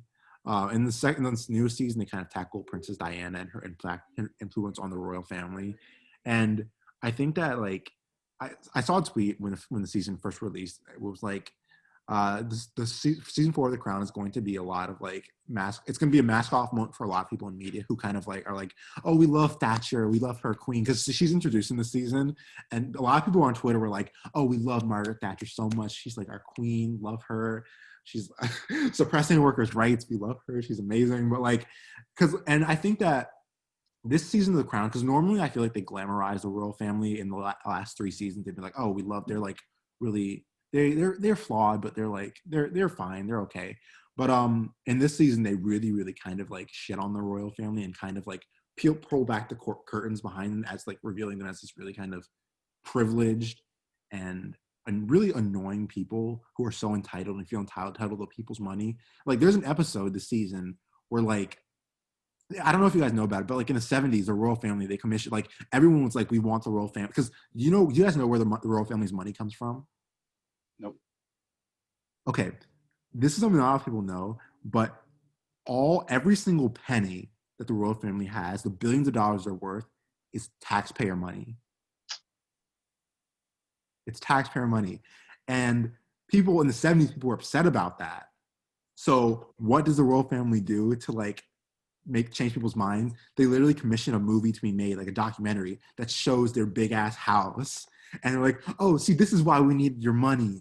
And like they're focusing a lot, they're not even focusing mostly on the royal families, they're focusing on the people who, like the poor people who are like on the streets and like watching this, they're like, are you serious? This is what you guys are doing? And it's just like, and it's one of those moments where it's like you kind of see the power of like film. And like there's like another episode in the season where it's like there's this guy who in the 70s also like broke into Buckingham Palace and like into the Queen's bedroom and talked to her for like an hour. He ended up going to prison because he broke into the palace. But like they spend an entire episode just like with him. They don't even look at the royal family at all. It's just like about him and like how he couldn't get his food stamps, and he is like I think he's bipolar, and he had like mental health issues. I got you, Adam. Don't worry. But yeah, and they focus on like. Adam, I don't think you can leave because you are recording. Oh, that's true. Never mind. Yeah.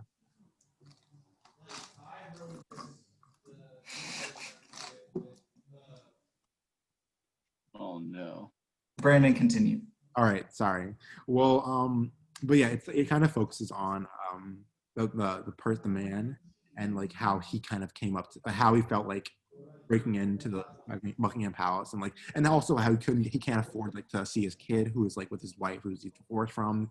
And I think this season of The Crown really focuses on the people who are affected by this imperialist dynasty who was like, and also it focuses a lot on the IRA and like the Socialist Republic movement in Ireland, and like it shifts folks away from the crown, a lot of it, and whenever it is focused on the crown, it's really on Princess Diana and more like interesting stuff. But yeah, I think that this is like probably the best season of The Crown, and it's really good. The last thing I'll be talking about is not a season, but it's a single episode of something, and it is a special episode of Euphoria. I've not watched it yet. Oh, Landon! Oh my god! I can't watch it. I can't watch any HBO Max shit, Brandon. It's on HBO now. I don't think it's just on HBO Max, right? HBO, because it was only on Max for the first 2 days, then it went. Okay. But yeah, you can watch it. Okay. Yeah, but like it's so basically it's kind of ties into the theme I mentioned earlier. It's really just one like tight, contained episode. It takes place in the diner, and it was filmed in September, I think. And it's between Rue and Ollie, and it's just a conversation they're having. Have you heard about it, Landon? You know, I've heard the general gist, but please don't spoil too much. Please don't. I will not. But there is an incredible needle drop moment that connects to Moses. Moses. Yeah, it's Moses. Have you heard about it? No. Okay, sorry. But yeah, there's an incredible needle drop, like about a half hour into the episode. That's really heartbreaking. It takes place and it's played over like a really heartbreaking and really, really beautiful moment. But the whole episode is just so incredible. And I feel like when Euphoria shines in its kind of most stripped back moments, where it kind of focuses on like these characters who are most interesting, like Rue or Jules, or all these people who are like the most interesting and kind of like fascinating characters in the show. And that's really the whole episode, where it's really just them talking about Rue's addiction and like how she got to where she was, and Ollie talking about his past.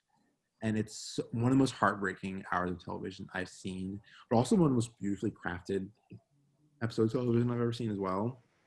Yeah, and it's the best episode of Euphoria by far for me. Like I've watched it like 3 times at this point, I think 2-3 times at least, and it keeps getting better for me, and I'm so excited for Jules next month. Like I'm so excited for it. Yes. Am I bad? Yes, we can hear you. Nice. Yay. Awesome. Yeah, those are my top TV shows. Also, really quick too, really great movie. I forgot to mention. It is Minari. It is a film. I forgot the guy's name, but it's like David. I forgot his name, but it's a really great film. Check it out. But yeah, so that's mine. Adam, you want to talk about your TV shows? I didn't watch a lot, so I'll just run through it really quick. The only TV shows I watched that were released this year, like actually released in 2020, I wrote them down here. I watched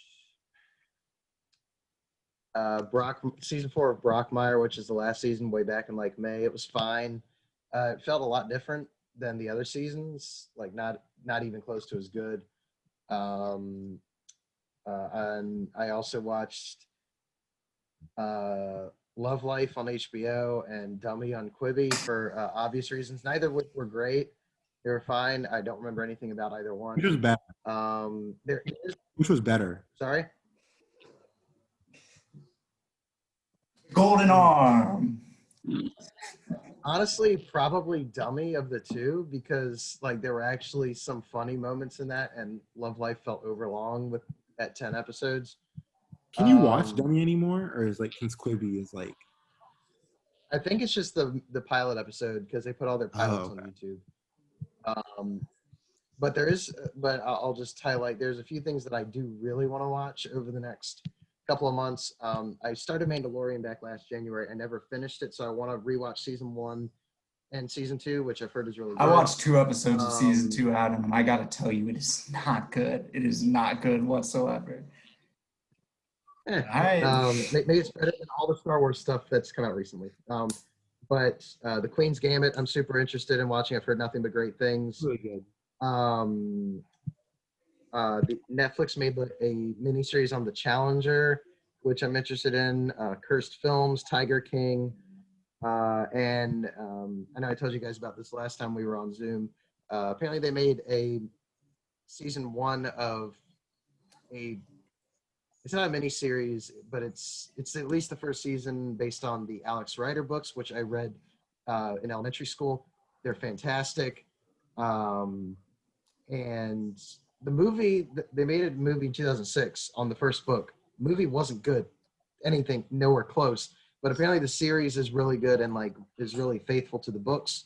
So I'm excited for that. Apparently it focuses on the second book. So that's stuff I'm excited for.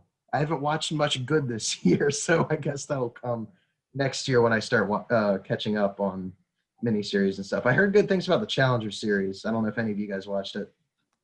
Nope. Okay. All right. I'll let you know how it is. Yeah. All right. Thank you, Adam. Now, Sam, do you want to get to your top TV shows? So I don't watch TV. I really did not watch a lot of shows this year.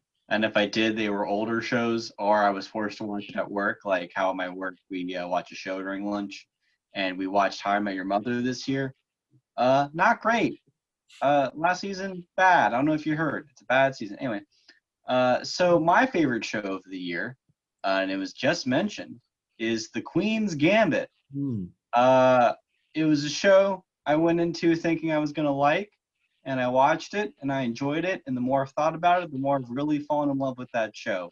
And just like everybody else, it has encouraged me to try and learn chess, and I spent a whole week trying to learn, and then I gave up. But it is a great show because it is so simple and driven. It is a show. One of the issues I have with prestige television, or like a lot of shows that are produced these days, especially dramas, is they try to do too much. They try to incorporate a bunch of different characters. They try to make it like edgy or adult, and they just include a bunch of random elements and things that to me never engage me beyond the initial premise. A good example is a show like Ozark, where Ozark is, I'm not saying it's a bad show, and I watched the first season and enjoyed it, but it felt like, a lot of it felt like we included this because it was expected of this type of show.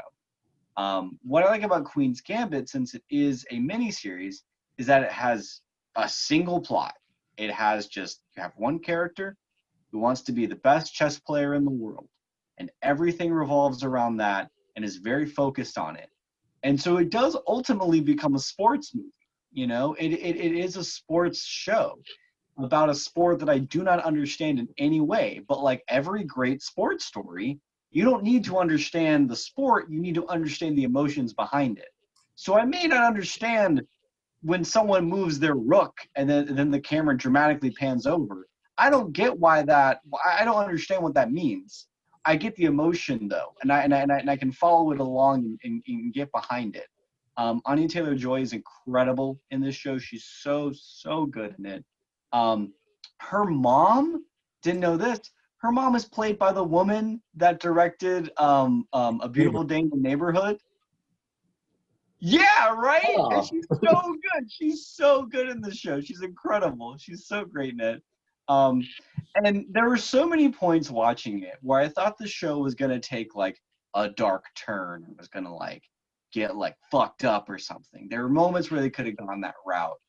But at the end of the day, it's a very feel-good, nice, just like wholesome show about a girl in the 60s that really wants to play chess.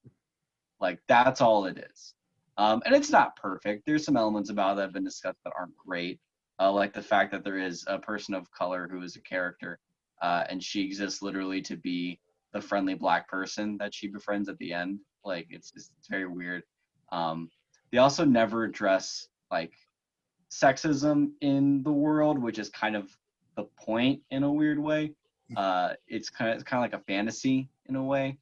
But it's a very fun show. It's very enjoyable.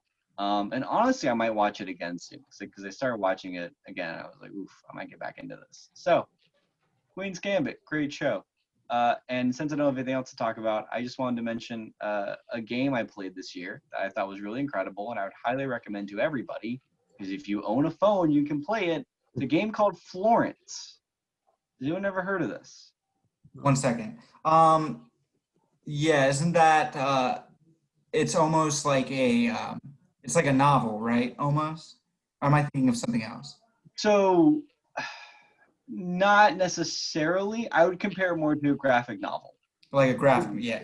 Yes. Exactly. I haven't played it, but I've heard great things. So, Florence. So, Brandon, can you confirm? It's like $3, right? It's $1. It's $1. Okay, it's $1. It's going to take up maybe an hour of your time, maybe less. The length of a movie, the length of a TV episode. And it is one of the most powerful examples of a story told through the medium of video games I've ever experienced. Where it is entirely done without dialogue. It is entirely visual and you interacting with the game. And since it is a phone game, you can touch things.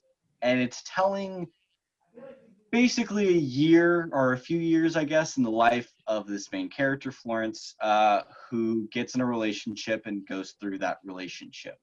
But the way that they convey it is really powerful and is able to get you invested very quickly through interaction, and specifically like juxtaposing the way we interact with the items in our lives and the people in our lives, depending on where we are in our life and what we're currently going through.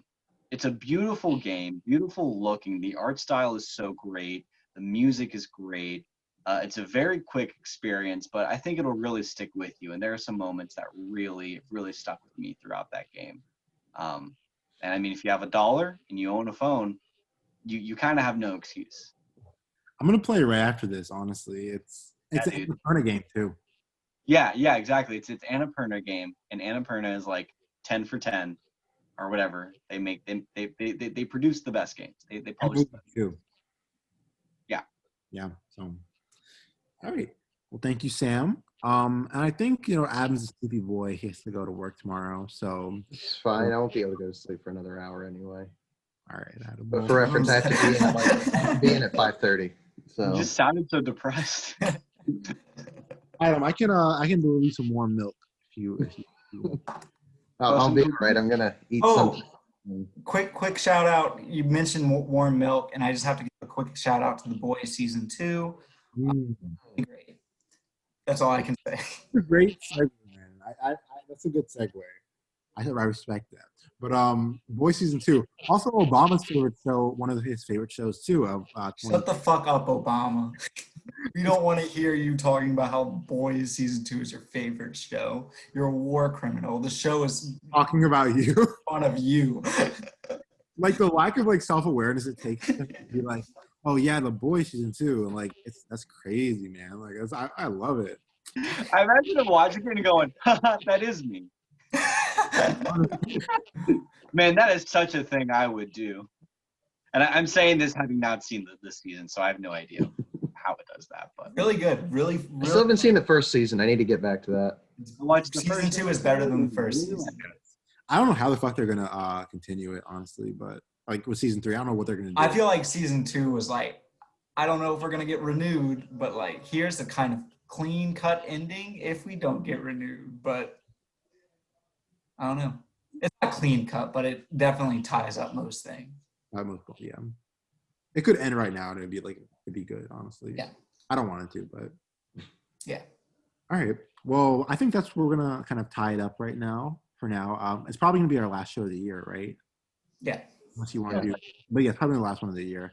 So we'll be back in January. We'll talk about more movies, TV shows, games. We didn't get to everything. Our sleeping positions, but hopefully that'll come next year. Figure it out. But yeah, thank you for if you've been watching us. Thank you for sticking with us through this ungodly year. Hopefully next year will be a lot better. So yeah, have a great Christmas, have a great holiday season. Stay safe, stay happy, stay healthy, and try not to die. Try not to catch the COVID-19. Hope everyone gets the vaccine as soon as they can because they started rolling out the other day. Yeah. All right, everyone. Bye. Have a great holiday. Bye. Bye. Adam, stop the recording.